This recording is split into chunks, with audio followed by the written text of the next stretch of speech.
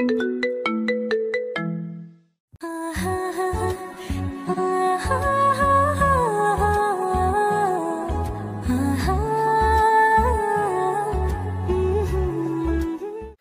বাচ্চা, তোর সাহস তো কম নয়। তুই আমার মুখের উপর কথা বলিস? জানিস আমি কে? Mind your language miss Sumaiya. আপনি এতক্ষণ আমাকে যা বলেছেন, কিন্তু আমার বাবা মাকে কিছু বলবেন না। এত জোরে থাপ্পড় মারলো যে ভারসাম্য হারিয়ে মাটিতে পড়ে গেলাম। কুত্তার বাচ্চা, কি করবি তুই? তোর কিছু করার ক্ষমতা আছে? আসলেই আমার তো কিছু করার ক্ষমতা নেই।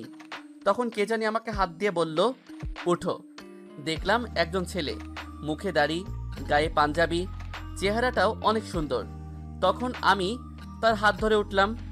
তখনই সুমাইয়া বলে উঠল যে, এই যে আরেকজন হুজুর আসছে। এতদিন একজন ছিল, এখন আরেকজন এসে জুটলো। আপু, ও নতুন, ওকে মাফ করে দিন। চল ভাই, ক্লাসে যায়। এখন আপনাদেরকে সুমাইয়ার পরিচয় দেই। তার পুরো নাম সুমাইয়া তাবাসসুম। খুব মডার্ন মেয়ে, ইসলাম সম্পর্কে কোনো জ্ঞান নেই, অশালীন পোশাক পরে ঘুরে বেড়ায়, অনেক অহংকারী মেয়ে। তো এখন আমরা ক্লাসের দিকে যাচ্ছি। তখন ছেলেটি জিজ্ঞাসা করলো, আচ্ছা ভাই, তোমার নাম কি? জি মুসা ইব্রাহিম। তোমার নাম কি? আসিফ ইব্রাহিম। দেখলে তোমার সাথে আমার কত মিল। জি। আচ্ছা ভাই, আমাদের ক্লাস কোন দিকে? আমরা ক্লাসের দিকেই যাচ্ছি। চলো। ক্লাসের ভিতরে ঢুকলাম। সবাই আমার আর আসিফের দিকে হা করে চেয়ে আছে, কেননা আমরা যে হুজুর, দাড়ি রেখেছি এই জন্য। আমরা একেবারে লাস্ট বেঞ্চে গিয়ে বসলাম, কেননা আমরা তো গরিব, তাই আমাদেরকে কেউ ফার্স্ট বেঞ্চে বসতে দিবে না। তো আমরা বসে গল্প করতে লাগলাম। আসিফ আমাকে জিজ্ঞাসা করলো, মুসা, তোমার পরিবারে কে কে আছে? ভাই, আমি এতিম, আমার কেউ নাই। আপনার কে কে আছে? আমিও তোমার মতোই এতিম, আমারও কেউ নাই, বাবা মাকে দেখি নাই। ও সরি ভাই, কষ্ট দেওয়ার জন্য। তো আমরা কথা বলছিলাম, তো এমন সময় দেখি স্যার এসেছে। আমরা সবাই দাঁড়িয়ে সালাম দিলাম। তিনি সবাইকে বসতে বললেন, তারপর সবার পরিচয় দিচ্ছেন। এমন সময় আমাকে ডাকলেন। এই ছেলে, দাঁড়াও। জি স্যার। তোমার নাম কি? মুসা ইব্রাহিম। তুমি কলেজে এরকম ড্রেস পরে এসেছো কেন? আবার মুখে হুজুরদের মতো দাড়িও রাখছো। তার কি দাড়ি রাখার বয়স হয়েছে? প্যান্ট টাকনোর উপর পরেছো কেন? স্যার, আমি গরিব মানুষ, ভালো কাপড় কেনার সামর্থ্য আমার নেই। আর স্যার, দাড়ি রাখার বয়স লাগে না, বয়স হয়েছে বলেই আল্লাহ দাড়ি দিয়েছেন, তা আমাদের রাখা সুন্নত। ওকে, বসো। আমি বসে পড়লাম। পরে স্যার ক্লাস করানো শুরু করলেন। আমরা মনোযোগ দিয়ে ক্লাস করছিলাম। এমন সময় দরজার সামনে থেকে একটি মেয়ে বলল, may I come in sir? আমি তাকিয়ে দেখি সকালে আমাকে থাপ্পড় দেওয়া মেয়েটি। তারপর আমি আমার চোখ নামিয়ে ফেললাম, কেননা জাহান্নামের দিকে তাকাতে হয় না। এখন আপনাদের মনে প্রশ্ন জাগতে পারে, আমি নুসরাতকে জাহান্নাম কেন বললাম। আপুরা, আপনারা কিছু মনে করবেন না। বর্তমান যুগে কিছু মেয়ে আছে যারা অশালীন পোশাক পরে ঘুরে বেড়ায়, এই জন্যই ওইসব মেয়েরা ধর্ষণের শিকার হয়। কেননা তারা যেসব জামা কাপড় পরে তাতে তাদের শরীরের অংশ বোঝা যায়। অনেকে হিজাব পরে, মনে করে তারা ধার্মিক হয়ে গেছে, কিন্তু না, তারা আর তাদের প্রতি পুরুষদের প্রলোভিত করছে। যদি সব মেয়েরা ইসলামিক নিয়ম অনুযায়ী পর্দা করত, তাহলে বর্তমানে বাংলাদেশে ধর্ষণ কমে যেত। আমি যদি খারাপ কিছু বলে থাকি তাহলে আমাকে ক্ষমা করে দিবেন। Yes, come in. ও সোমাইয়া, তুমি বসো। Thanks sir. ডিয়ার স্টুডেন্ট, ওর নাম সোমাইয়া তাবাসসুম। ওর বাবাই কলেজের। সবাই একসাথে ওকে হাই বলল, শুধু আমি আর আসিফ বলিনি, কেননা হাই বলার চেয়ে সালাম দেওয়া উত্তম। আমি ভাবতে লাগলাম, ওর বাবা কলেজের প্রতিষ্ঠাতা বলে ওর এত অহংকার। এত অহংকার ভালো না। অহংকার তাকেই মানায় যার কোনো কিছুর অভাব নেই, কিন্তু আমাদের কিছু না কিছুর অভাব আছে। অহংকার শুধু আল্লাহকেই মানায়, কারণ তার কোনো কিছুর অভাব নেই। নবীজি সাল্লাল্লাহু আলাইহি ওয়াসাল্লাম বলেছেন, আল্লাহ তাআলা ইরশাদ করেছেন, অহংকার আমার ভূষণ। এখন আমরা গল্পে আসি। পরিচয় পর্ব শেষে স্যার ক্লাস নিতে শুরু করলেন। আমি আর আসিফ মনোযোগ দিয়ে ক্লাস করছিলাম। তারপর ঘন্টা বেজে গেল, স্যার চলে গেলেন। এইভাবে সবগুলো ক্লাস শেষ হওয়ার পর আমি আর আসিফ যখন ক্লাস থেকে বের হচ্ছিলাম, তখনই সুমাইয়া ও তার বান্ধবীরা আমাদের ডাক দিল। এই যে দুজন হুজুর, এদিকে আয়। আমরা গিয়ে বললাম, জি বলেন। কালকে যেন দেখি দাড়ি কাটিয়ে এসেছিস, আর প্যান্টও টাকনুর নিচে পড়বি, তা না হলে কলেজ থেকে বের করে দিব। আমি একটা মুচকি হাসি দিয়ে সেখান দিয়ে চলে আসলাম। আপনারা কি মনে করছেন আমি ভয় পেয়েছি? না, আমাকে যদি মেরে ফেলাও হয় তবুও আমি দাড়ি কাটবো না।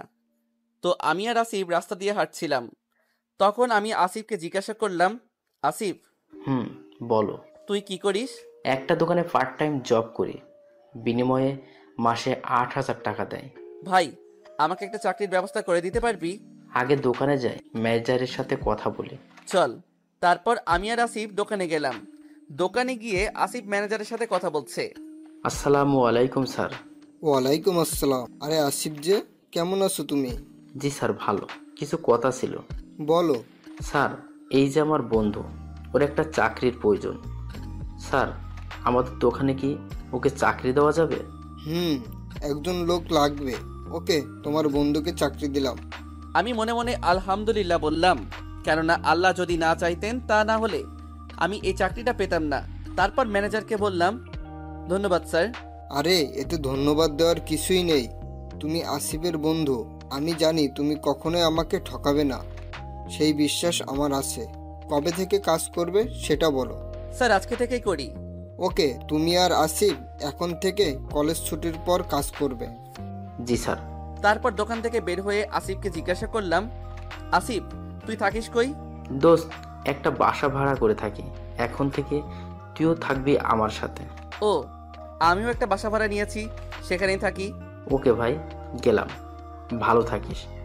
আসসালামু আলাইকুম। ওয়ালাইকুম আসসালাম। আমি বাসায় চলে আসলাম। বাসায় এসে আমি রান্না করে খেয়ে ঘুমিয়ে গেলাম। রাত 3টার দিকে ঘুম ভাঙলো।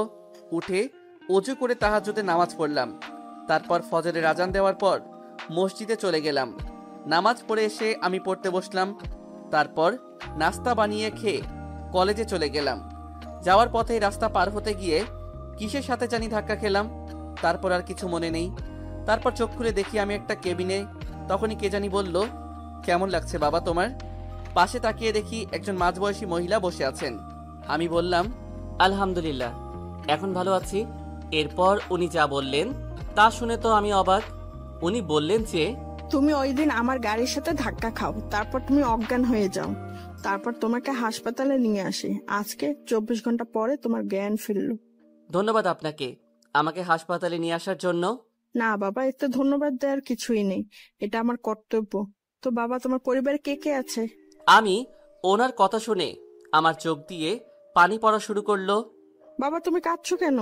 আসলে আমার কেউ নেই, আমি এতিম। সরি বাবা। বাবা, তোমার নাম কি? জি, মুসা ইব্রাহিম। কি, মুসা ইব্রাহিম? জি। বাবা, তোমার হাতটা একটু দেখি। তারপর আমি তাকে আমার হাত দেখালাম। তিনি আমার হাতে একটি দাগ দেখার পরেই আমাকে জড়িয়ে ধরে কান্না শুরু করেন।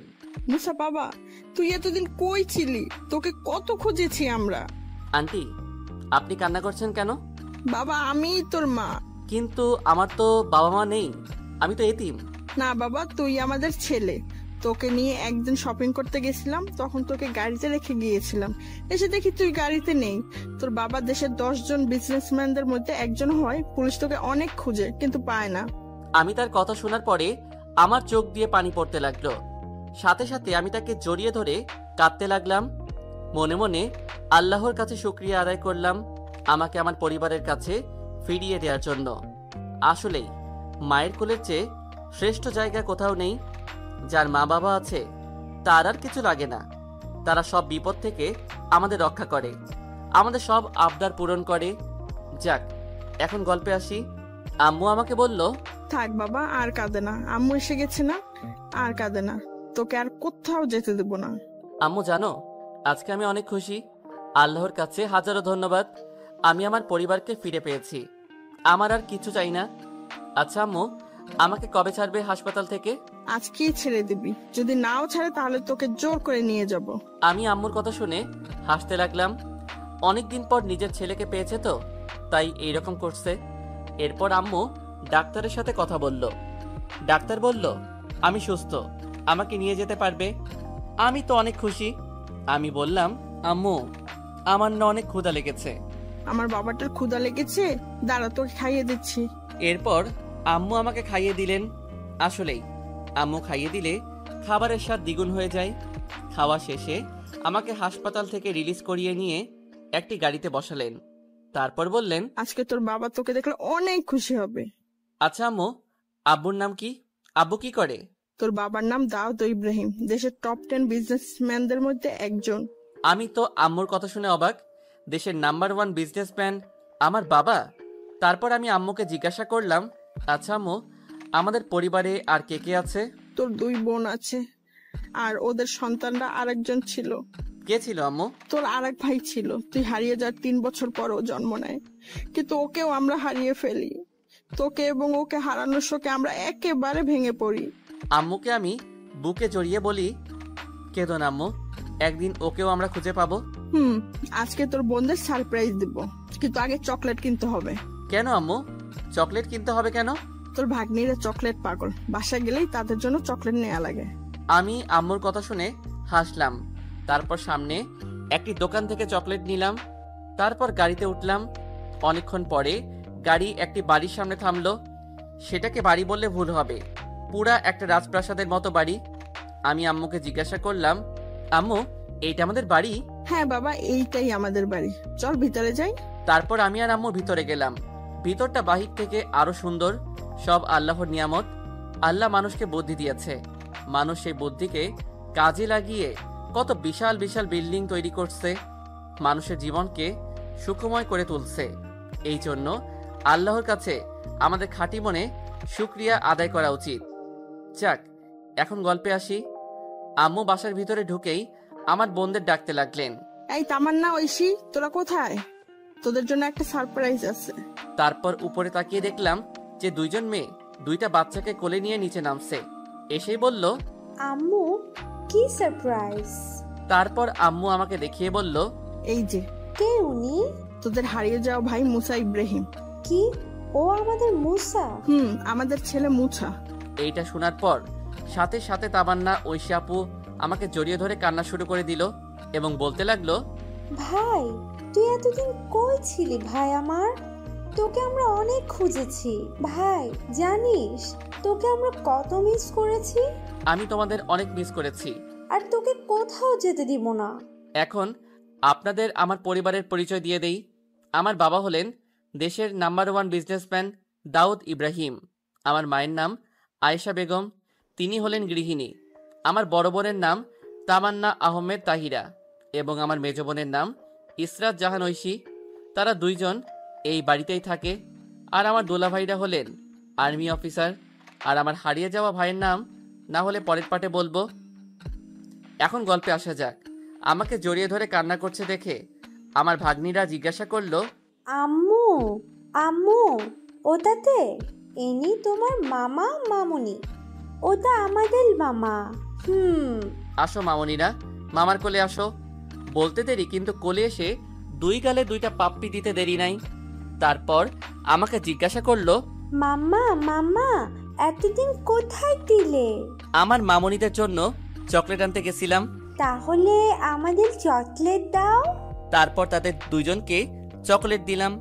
তারা তো অনেক খুশি। আম্মুকে জিজ্ঞাসা করলাম, আম্মু, আব্বু কোথায়? দুলাভাইরা কোথায়? তোর আব্বু বিজনেসম্যানের কাজে মালয়েশিয়া গেছে, আর তোর দুলাভাইরা ক্যান্টনমেন্টে। দাঁড়া, তোর বাবাকে জানিয়ে দেই, তুই ততক্ষণ ফ্রেশ হয়ে আয়। আচ্ছা। তারপর আমি ফ্রেশ হয়ে জোহরের নামাজ পড়ে একটা ঘুম দিলাম। ঘুম থেকে উঠে আসরের নামাজ পড়ে নিচে গেলাম। নিচে গিয়ে দেখি আব্বু বসে আছে। আমাকে দেখে আব্বু সাথে সাথে আমাকে জড়িয়ে কান্না করে দিলেন। বাবা, তুই কেমন আছিস বাবা? কই ছিলি এতদিন? আব্বু, আলহামদুলিল্লাহ ভালো আছি। তুমি কেমন আছো? এতদিন ভালো ছিলাম না, কিন্তু আমার আব্বুটাকে দেখে অনেক ভালো হয়ে গেছি। শুধু তোর ওই হারিয়ে যাওয়া ভাইটাকে যদি পেতাম। চিন্তা করো না আব্বু, মহান আল্লাহ যদি চান তাহলে ঠিকই আমরা আমার ভাইকে খুঁজে পাবো। তাই যেন হয় বাবা। পিছে তাকিয়ে দেখি আমার দুলাভাইরা দাঁড়িয়ে আছে। আমি তাদের কাছে গিয়ে বললাম, আসসালামু আলাইকুম দুলাভাইরা। ওয়ালাইকুম সালাম। কি শালা বাবু, আমাদের সাথে পরিচিত হবে না? আমরা তো কখন থেকে তোমার জন্য ওয়েট করছি। সরি দুলাভাইরা, আসলে ঘুমিয়ে গেছিলাম তো তাই। এখন আপনাদের আমার দুলাভাইদের পরিচয় দেই। আমার বড় দুলাভাইয়ের নাম মোহাম্মদ আতিফ ইসলাম ও মেজ দুলাভাইয়ের নাম মোহাম্মদ আরিফ ইসলাম। 2 জন আবার আপন ভাই, বাংলাদেশ আর্মিতে মেজর র্যাঙ্কে চাকরি করে। তারা সবাই আর্মির কোয়ার্টারে থাকে। আপুরা বেড়াতে এসেছে বলে তারা এইখানে থাকছে। যাক, এখন গল্পে আসি। তো আব্বু আর দুলাভাইরা উপরে ফ্রেশ হতে গেল। আর আমি সোফায় বসে আমার সাদিয়া ও সাফা মামনির সাথে খেলা করছিলাম। দুইজনই পার্টনার নাম্বার 1। এদের পাকা পাকা কথা শুনে আমার তো হাসতে হাসতে অবস্থা খারাপ। পরে আব্বু আর দুলাভাইরা আসলো এবং তাদের সাথে গল্প করা শুরু করলাম। গল্প করতে করতে মাগরিবের আজান দিয়ে দিল। আমি আব্বু ও দুলাভাইদেরকে বললাম যে উজু করে আসতে, একসাথে নামাজ পড়ব। তারা উজু করে আসলো। আমি আম্মু ও আপুদেরকে বললাম উজু করে আসতে, তোমরাও নামাজ পড়বে। তারাও উজু করতে গেল। বুঝতে পারলাম এরা কেউ নিয়মিত নামাজ পড়ে না। না, আমাকে এদেরকে ইসলামের ছায়াতলে নিয়ে আসতে হবে। আমার আম্মু ও আপুরাও পর্দা করে না, করলেও ডিজিটাল পর্দা। না, আজকে মাগরিবের পরেই এদের সাথে কথা বলবো। তো সবাই আসলো। দুলাভাই একামত দিল, আমি নামাজ পড়ালাম। দেখি আমার সাদিয়া ও সাফা মামনিও নামাজ পড়ছে। আমি যখন সিজদায় যাব তখনই তারা আমার পিঠে উঠে গেল। আমিও তাদেরকে পিঠে নিয়েই নামাজ পড়লাম।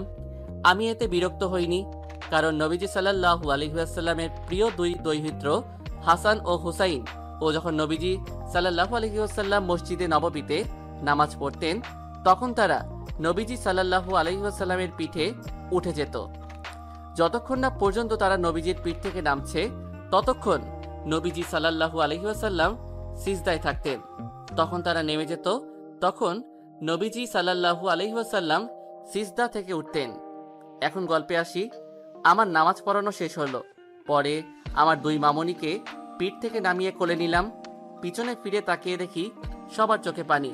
আমি জিজ্ঞাসা করলাম, আব্বু, তোমাদের চোখে পানি কেন? আগে কখনো এরকম সুন্দর তেলাওয়াত শুনিনি। কেমন করে শিখলি এত সুন্দর তেলাওয়াত? বাবা, আমি কোরআনের হাফেজ। আস্তে আস্তে আমি এইরকম তিলাওয়াত শিখেছি। বাবা, তুই কোরআনে হাফেজ? জি বাবা। যাক, আমার ছেলে কোরআনে হাফেজ, তাতে আমি অনেক খুশি। আম্মু আব্বু যদি কিছু মনে না করো তাহলে তোমাদের কিছু কথা বলবো। এমন ভাবে বলছিস কেন বাবা? তুই কথা বলবি, আমরা মনে করব কেন? ধন্যবাদ আব্বু। আচ্ছা আব্বু, তুমি কি নিয়মিত নামাজ পড়ো? না বাবা, কাজের চাপে পড়া হয় না। আম্মু, তুমি নামাজ পড়ো? না বাবা, পড়তে পারি না, অনেক কাজ থাকে তো তাই। আপু, তোমরা নামাজ পড়ো? না ভাই। দুলাভাই, আপনারা? না ভাই। আমি তারপর বলা শুরু করলাম, আব্বু আম্মু, জীবনে কাজ অনেক থাকবে, কিন্তু আমাদের নামাজও পড়তে হবে। তোমরা যদি নামাজ না পড়ো তাহলে তোমাদের জাহান্নামে যেতে হবে। আমি চাই না আম্মু তোমরা জাহান্নামে যাও।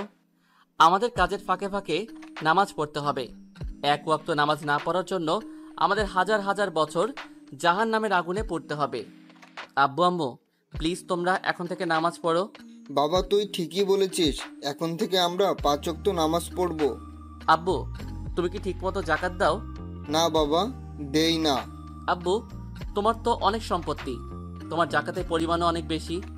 আব্বু, তোমার কাছে যদি নিসাব পরিমাণ সম্পদ থাকে তাহলে তোমার উপর জাকাত ফরজ। যে পরিমাণ সম্পদ থাকলে জাকাত ফরজ হয় তাকে নিসাব পরিমাণ সম্পদ বলে। নিসাব পরিমাণ সম্পদের পরিমাণ হলো 7.5 ভরি সোনা অথবা 52.5 ভরি রূপা, অথবা সেই পরিমাণ অর্থ সম্পদ থাকলে তার উপর জাকাত ফরজ হয়। আব্বু, তাহলে তো তোমার এর চেয়েও বেশি সম্পদ আছে, তাহলে তো তোমার উপর জাকাত অনেক আগে থেকেই ফরজ। আব্বু, তোমার জাকাত দেওয়া উচিত, কিন্তু জাকাত দেওয়ার শর্ত হলো তোমার ওই সম্পদ 1 বছরকাল স্থায়ী থাকতে হবে, তাহলে তোমার উপর জাকাত ফরজ। তোমার এই সম্পদে গরিবেরও অধিকার আছে। আল্লাহ তাআলা বলেছেন যে, আর তাদের সম্পদে ভিক্ষুক ও বঞ্চিতদের অধিকার রয়েছে। সূরা আজ-জারিয়াত আয়াত 19। আমরা যদি জাকাত না দেই তাহলে আমাদের পরকালে কঠিন আযাব ভোগ করতে হবে।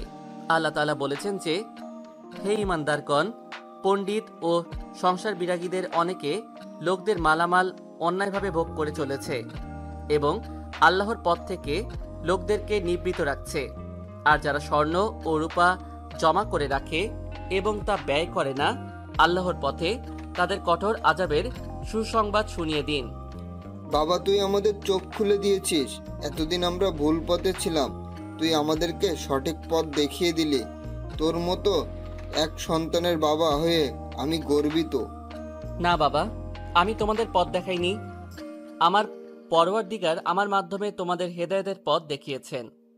আমি শুধু একটি মাধ্যম। কিন্তু আব্বু, তোমাদের আরও অনেক নিয়ম মানতে হবে। কি কি নিয়ম? তোমাদের ইসলামের মৌলিক নিয়ম মেনে চলতে হবে। ইসলামের 5টি রুকুন পালন করতে হবে। শালীন পোশাক পরতে হবে, দাড়ি রাখতে হবে। তোমরা মনে করো দাড়ি ছাড়া পুরুষদের সুন্দর লাগে, কিন্তু দাড়িতেই পুরুষের আসল সৌন্দর্য। তারপর যেই পোশাক পরো, প্যান্ট থাকবে টাকনুর উপরে। তোমরা মনে করো এতে পুরুষদের খারাপ দেখায়, কিন্তু খ্রিস্টানরাও টাকনুর উপরে প্যান্ট পরে। এমনকি আমেরিকার প্রেসিডেন্ট বারাক ওবামা, বিল ক্লিন্টনেরও টাকনুর উপরে প্যান্ট পরতো। এর একটা বৈজ্ঞানিক প্রমাণ আছে। বৈজ্ঞানিক প্রমাণটা কি বাবা? বৈজ্ঞানিক প্রমাণটা হলো পুরুষের টাকনুর ভিতর প্রচুর পরিমাণে টেস্টোস্টেরন হরমোন থাকে। এজন্য সেখানে আলো বাতাসের প্রয়োজন হয়। তাই কেউ যদি তা খোলা না রেখে ঢেকে রাখে, তাহলে তার যৌনশক্তি কমে যাবে এবং বিভিন্ন রোগে আক্রান্ত হবে। বাবা তুই এত কিছু জানিস? বাবা, আল্লাহ তোর মাধ্যমে আমাদের সঠিক পথ দেখিয়েছেন। আমরা এখন থেকে এসব নিয়ম মেনে চলবো। আলহামদুলিল্লাহ, আল্লাহ তোমাদের এইসব নিয়ম মেনে চলার তৌফিক দান করুক। আম্মু ও আপুরা, তোমাদের কিছু কথা বলি। তুই কথা বলবি, তাতে আমাদের পারমিশন লাগে? বল বাবা, কি বলবি? আম্মু, তোমরা কি পর্দা করো? আমি হিজাব পরি বাবা, তাতে পর্দা হবে না? হ্যাঁ ভাই, ঠিকই, তাতে আমাদের পর্দার হবে না। না, এতে হবে না। তোমাদের নিকাব পড়তে হবে, কেননা নিকাব এই নারীদের সুন্দর দেখায়। কেন বাবা, হিজাব পরলে কি সমস্যা? আম্মু, হিজাব পরলে মুখ দেখা চাই, কিন্তু ইসলামে নিয়ম আছে শুধু গায়রে মাহরাম ছাড়া আর কেউ তোমাদের দেখতে পারবে না। গায়রে মাহরাম কি বাবা? যে সকল পুরুষের সামনে যাওয়া নারীর জন্য শরীয়তে জায়েজ নয় এবং যাদের সাথে বিবাহ বন্ধন বৈধ, তাদেরকে গায়রে মাহরাম বলে। গায়রে মাহরামের সামনে একান্ত অপারগ হয়ে যদি যাওয়াই লাগে, তবে নারী পূর্ণ পর্দা করে সামনে যাবে। গায়রে মাহরাম কারা? মাহরাম বাদে সমস্ত বিশ্বে, মহাবিশ্বের যত পুরুষ আছে সব গায়রে মাহরাম। বাবা, এতদিন আমরা কি পাপটাই করেছি? বাবা, তুই আমাদেরকে সঠিক পদের সন্ধান দিলি। না আম্মু, আমি দেইনি, মহান আল্লাহ তাআলা দিয়েছেন। এখন থেকে আমরা ইসলামের নিয়ম মেনে চলবো ইনশাল্লাহ। আমি আল্লাহর কাছে শুকরিয়া জানালাম এদেরকে হেদায়েতের পথ দেখানোর জন্য। এরপর এশারের আজান দিল, সবাইকে নিয়ে নামাজ পড়লাম। এইবারও আমার মামনি 2জন আমার উপর উঠে গেছে। নামাজ পড়ার শেষে তাদের 2জনের সাথে খেলা শুরু করলাম। 2জনই বহুত পাকা, কিন্তু দেখতে একেবারে গুলুমুলু কিউটে ডিব্বা। এমন সময় আমাদের খাওয়ার জন্য ডাক পড়ল। টেবিলে বসে দেখি অনেক পদের খাবার, আবার সব আমার পছন্দের খাবার। তাই আম্মুকে জিজ্ঞাসা করলাম, আম্মু, এত খাবার কার জন্য? আমার আব্বুটার জন্য। এত খাবার খেতে পারবো না, খাবার তো অপচয় হবে। অপচয় করা খারাপ। তোকে আজকে এতগুলো খাবার খেতেই হবে। তাইলে আমাকে খাইয়ে দিতে হবে, না হলে খাবো না। তা তো দিবই, তোকে কতদিন ধরে খাওয়াই না। আমাদের খাইয়ে দেবে না? তোরা কি বাচ্চা নাকি যে তোদের খাইয়ে দেব? ভাইকে পেয়ে আমাদের ভুলে গেলা? ওকে, তোদেরও খাইয়ে দিব, খুশি? আপুরা মাথা চাকালো। আম্মু আমাদের খাইয়ে দিচ্ছে তা দেখে আমার মামনিরা বলল, নানু, আমাদেরও খাইয়ে দাও। এই বুড়িরা, দেখ না, আমি তোমাদের আম্মু ও মামাকে খাইয়ে দিচ্ছি। আগে তাদের খাইয়ে দিই, তারপর তোমাদেরও দিব। না, আমাদেরও খাইয়ে দিতে হবে। আসো মামনিরা, মামা খাইয়ে দিবে। এই কথা বলতে দেরি, কিন্তু আমার কোলে আসতে দেরি নাই। তারপর তাদের 2জনকে 2টা পাপ্পি দিয়ে খাইয়ে দিতে শুরু করলাম। আমাদের মামা ভাগ্নিদের কাণ্ড দেখে সবাই হাসছে। খাওয়া শেষে আমি ঘুমাতে যাব, এমন সময় আমার মামনিরা বলল, আমরাও মামাল কাতে ঘুমাবো। না, আজকে না, অন্যদিন। না, আজকে। আপু থাক না, আজকে ঘুমাক, ছোট মানুষ। আসো আসো মামনিরা, আজকে মামার কাছে ঘুমাবা। এইটা বলার সাথে সাথেই তারা আমার কোলে এসে 2 গালে 2জন 2টা পাপ্পি দিল। তারপর তাদেরকে নিয়ে ঘুমাতে গেলাম। গিয়ে বিছানায় শোয়ার সাথে সাথে তারা আমাকে জড়িয়ে ধরল। এমনভাবে জড়িয়ে ধরেছে যে নড়তেও পারছি না। এমনভাবেই আমার মামনি 2জনকে নিয়ে ঘুমিয়ে গেলাম। ফজরের আজান শুনে আমার ঘুম ভাঙল। তারপর আমার 2 মামনিকে সরিয়ে দিয়ে আমি উজু করতে গেলাম। তারপর উজু করা শেষে আমি নিচে গিয়ে সবাইকে ডাকার জন্য আজান দিলাম। আজান শুনে আব্বু আম্মু সহ সবাই নিচে আসলো। এসে দেখে আমি আজান দিচ্ছি। আম্মু আমাকে বলে, বাবা, এত সুন্দর আজান কোথায় শিখলি? আম্মু, আমি শিখিনি, আমার সৃষ্টিকর্তা আমাকে শিখিয়েছেন। যাও, তোমরা উজু করে আসো। তারপর সবাই উজু করতে গেল। তারপর সবাই নামাজ পড়া শুরু করলো। আম্মুরা অন্য রুমে নামাজ পড়তে গেল। নামাজে প্রথম রাকাতে আমি সূরা আর রহমান ও দ্বিতীয় রাকাতে সূরা আল মুজাম্মিল পড়লাম। নামাজ শেষে সবাই দেখি কান্না করছে। আমার তিলাওয়াত শুনে আমিও কান্না করলাম। আব্বু বলল, বাবা তুই এত সুন্দর তিলাওয়াত করিস, তোর তিলাওয়াত শুনে আমরা কান্না করে দিয়েছি। বাবা, এইটা আল্লাহ আমাকে দিয়েছেন, এই জন্যই এত সুন্দর তিলাওয়াত করতে পারি। আব্বু, তোমার সাথে কথা ছিল। বল বাবা। আব্বু, আমাকে একটা মোবাইল দেওয়া যাবে? একটা বন্ধুর সাথে কথা বলতাম। আরে এটা এমনভাবে বলার কি আছে, আজকে তোর জন্য একটা মোবাইল নিয়ে আসবো। ধন্যবাদ আব্বু। আজকে আমি একটু যাই। আমি যে বাসায় ভাড়া থাকতাম সেই বাসায় যাব।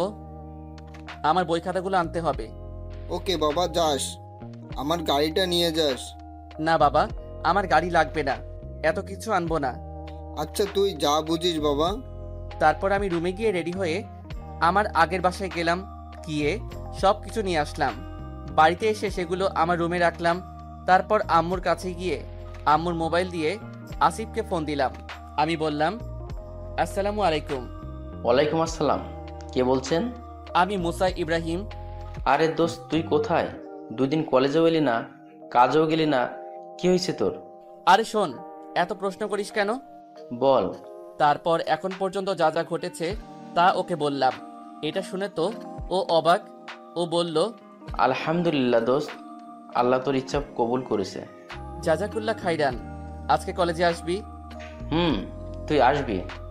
তুই তো এখন আমাকে আর পাত্তা দিবি না, তুই তো এখন অনেক বড় লোকের ছেলে। ধুর, কি যে বলিস তুই! আমি তোকে কেন পাত্তা দিব না? তুই তো আমার বন্ধু। আর আমি বড়লোক হয়েছি তো কি হয়েছে? আমি আজকে কলেজে সিম্পল ভাবেই আসবো, আগের মতোই থাকবো। যে আমার এই সিম্পল রূপ দেখে বন্ধুত্ব করবে সেই আসল বন্ধু। তো বন্ধু রাখি, কলেজে দেখা হচ্ছে ইনশাআল্লাহ। আসসালামু আলাইকুম। ওয়ালাইকুম আসসালাম। তারপর আমি মোবাইল রেখে দিলাম। পিছনে তাকিয়ে দেখি আম্মু দাঁড়িয়ে আছে। আম্মু আমাকে জিজ্ঞাসা করলো, বাবা তুই আজকে কলেজে যাবি? জি আম্মু, কলেজে যাব। কেন, কোনো কাজ আছে? না বাবা, এমনি। কার সাথে কথা বলছিলে এতক্ষণ? আমার এক বন্ধুর সাথে আম্মু। ওর নাম কি বাবা? আসিফ ইব্রাহিম। কি আসিফ ইব্রাহিম? জি আম্মু। তোমার আবার কি হলো? না বাবা, কিছু না। তুই আজকে তোর বন্ধুকে আমাদের বাড়িতে নিয়ে আসিস, বলিস আমি ওকে ডেকেছি। আচ্ছা ওর কে আছে? আম্মু, ওই এতিম, আমার মতোই কোরআনের হাফেজ। ও আচ্ছা বাবা। ওকে আম্মু, তাহলে আমি রেডি হতে গেলাম। ওকে বাবা, আজকে ভালো কিছু পরে যা। না আম্মু, আমি এই সুন্নতি পোশাক পরবো। আর আমি কলেজে সিম্পল ভাবে যাব, যাতে করে কেউ চিনতে না পারে। কেন বাবা, তোকে চিনলে কি হবে?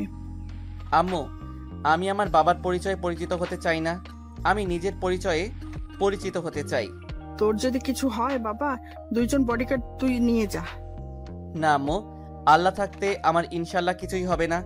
আর কার ক্ষমতা আছে যে তোমার ছেলের কিছু করবে? একমাত্র আল্লাহ ছাড়া। আসলে বাবা, তোর মতো ছেলে পেয়ে আমি গর্বিত। আমার জন্য দোয়া করো, যেন আমি ভালো মতো পড়াশোনা করতে পারি, দেশের মুখ উজ্জ্বল করতে পারি। আমি তো সবসময় আমার বাবাটার জন্য দোয়া করি। তারপর আমি আমার রুমে এসে গোসল করতে ঢুকি। তারপর গোসল শেষে বের হয়ে রেডি হচ্ছি, এমন সময় আমার 2 মামনি আমার কাছে আসলো এবং বলল, মামা মামা মামনিরা বলো। কোথায় যাচ্ছ? কলেজে যাচ্ছি, পড়াশোনা করতে। পড়াশোনা করতে যাচ্ছ? মামনিরা। মামা আমাদের জন্য চকলেট আনবে তো? আনবো তো, যদি তোমরা গুড গার্ল হয়ে থাকো। আমরা তো গুড গার্ল, তাই না লে সাদিয়া? আমার 2 মামনি গুড গার্ল। যাও, তোমাদের 2 জনের জন্য চকলেট আনবো। থ্যাংক ইউ মামা। থ্যাংক ইউ বলতে হয় না মামনি, বলতে হয় জাজাকাল্লাহ খাইরান। কি? কিছু না মামনি, আগে বড় হও, তারপর বুঝবে। ওকে মামা। তারপর 2 জনকে কোলে নিয়ে নিচে গেলাম। তারপর তাদের 2 জনকে কোল থেকে নামিয়ে আম্মুর কাছে গেলাম। বললাম, আম্মু দোয়া করো। তোকে তো আমি সব সময় দোয়া করি।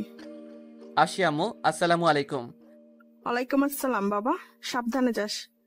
তারপর আমি বাসা থেকে বের হয়ে একটা রিক্সা নিলাম। কি ভাবছেন যে আমি আমার বাবার এত টাকা গাড়ি থাকা সত্ত্বেও রিক্সা নিলাম কেন? কেননা আমি সিম্পলভাবে চলতে পছন্দ করি।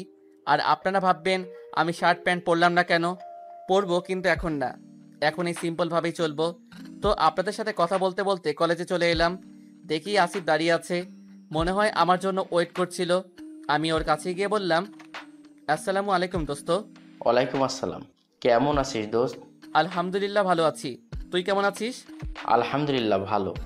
তো চল দোস্ত, ক্লাসে যাই। চল। তারপর আমি আর আসিফ কথা বলতে বলতে ক্লাসে যাচ্ছিলাম। দেখি সুমাইয়ারা দাঁড়িয়ে আছে, তাই সেদিকে খেয়াল না করে চলে আসছিলাম। এমন সময় ওরা আমাকে ডাক দিল। এই যে হুজুরেরা, আপনারা একটু আসেন। তারপর আমরা তাদের কাছে গেলাম। গিয়ে আমি বললাম, আমাদের ডাকছিলেন? হ্যাঁ, তোকেই ডাকছিলাম। এতদিন আসিসনি কেন কলেজে? অসুস্থ ছিলাম, তাই আসতে পারিনি। ও, তোকে না বলেছিলাম যে এরকম ভাবে কলেজে না আসতে? তুই আবার এরকম ভাবে এসেছিস। আর তোকে না বলেছিলাম যে দাড়ি কেটে আসতে? আসিসনি কেন? জি, আমি তো বললাম যে আমি গরিব মানুষ, আর আমি যদি দাড়ি কাটি তাহলে আমার পাপ হবে, আর আমি জেনে শুনে পাপ করতে পারবো না। এই, তুই আবার জ্ঞান দিচ্ছিস আমাকে? এই বয়সে কেউ দাড়ি রাখে? দাড়ি রাখার বয়স যদি না হতো তাহলে আল্লাহ দাড়ি দিত না। এখন আপনারা ভাবছেন এই লিয়াকে, ওর পুরো নাম যারা ওয়াসিম লিয়া, বড়লোক বাবার অহংকারী মেয়ে, আমাদের আসিফের নায়িকা। গল্পের সাথে থাকুন, সব জানতে পারবেন। তো সুমাইয়া বলল, এই, তোর পাঞ্জাবি খোল, খুলে আমার জুতা মুছে দে। না, আমি এই কাজ করতে পারবো না।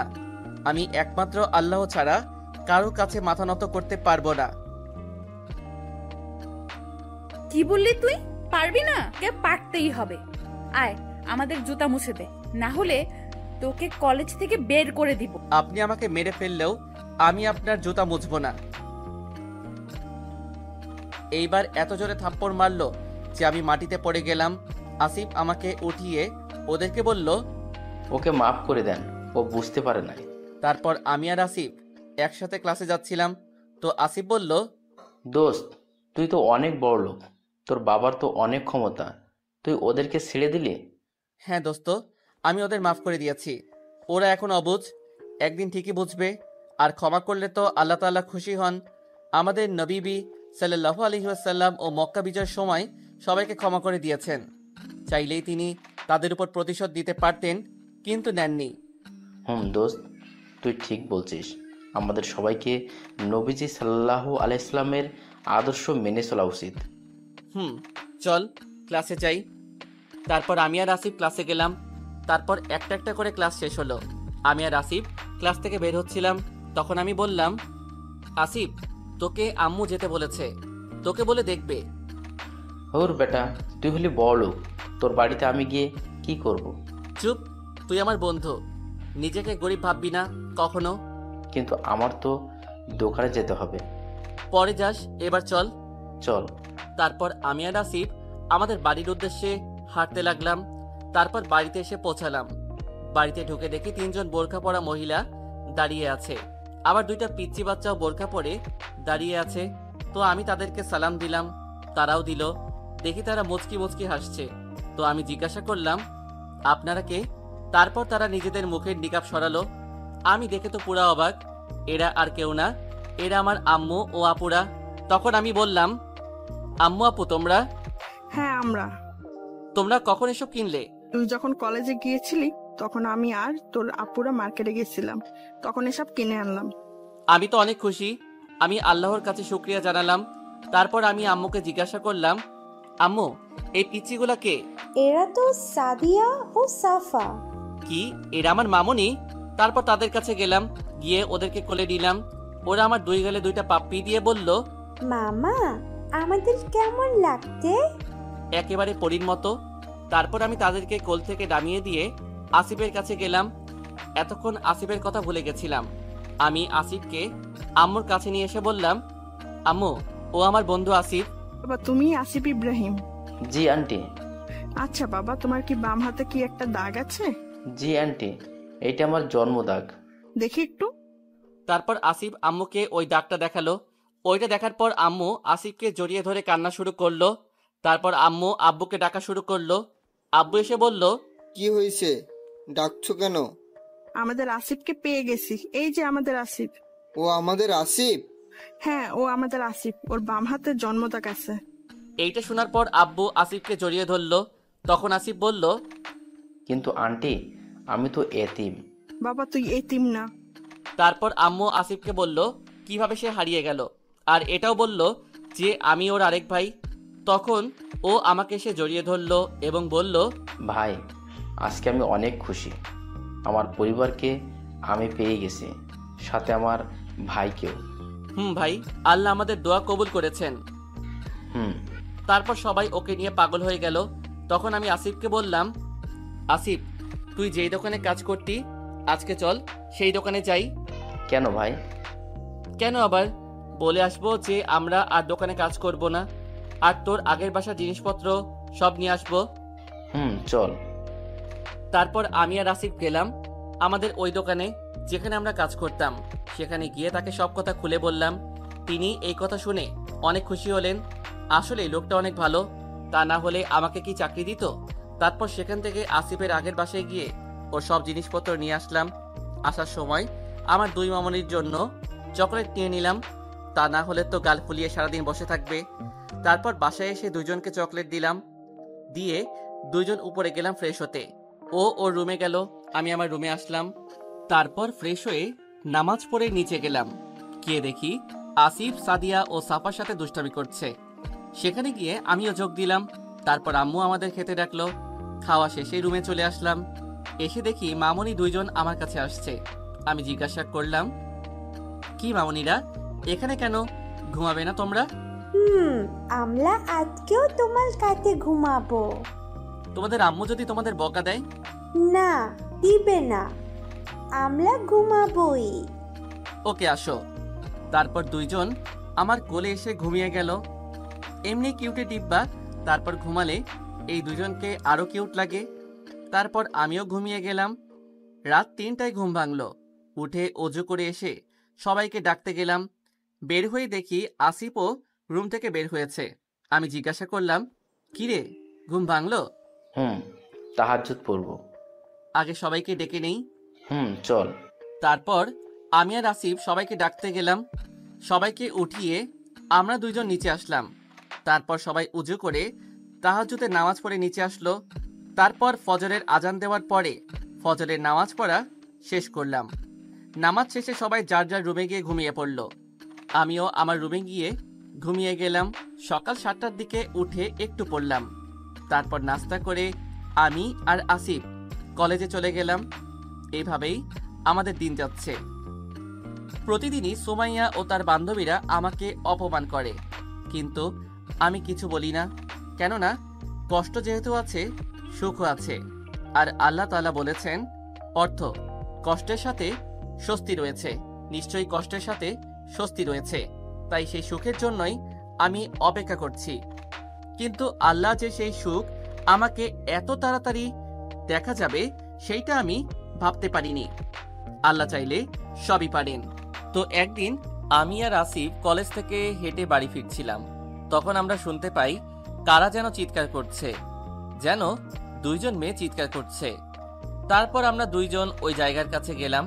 গিয়ে দেখি কয়েকজন ছেলে দুইটা মেয়েকে ধর্ষণের চেষ্টা করছে। তারা সংখ্যায় 9 জন হবে।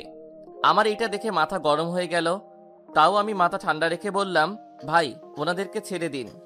তাদের মধ্যে থেকে একজন বলল, এই যে তোদের সমস্যা কি? তোদের এখানে তো কোনো কাজ নেই, তোরা এখান থেকে চলে যা, না হলে তোদের আমরা মেরে ফেলবো।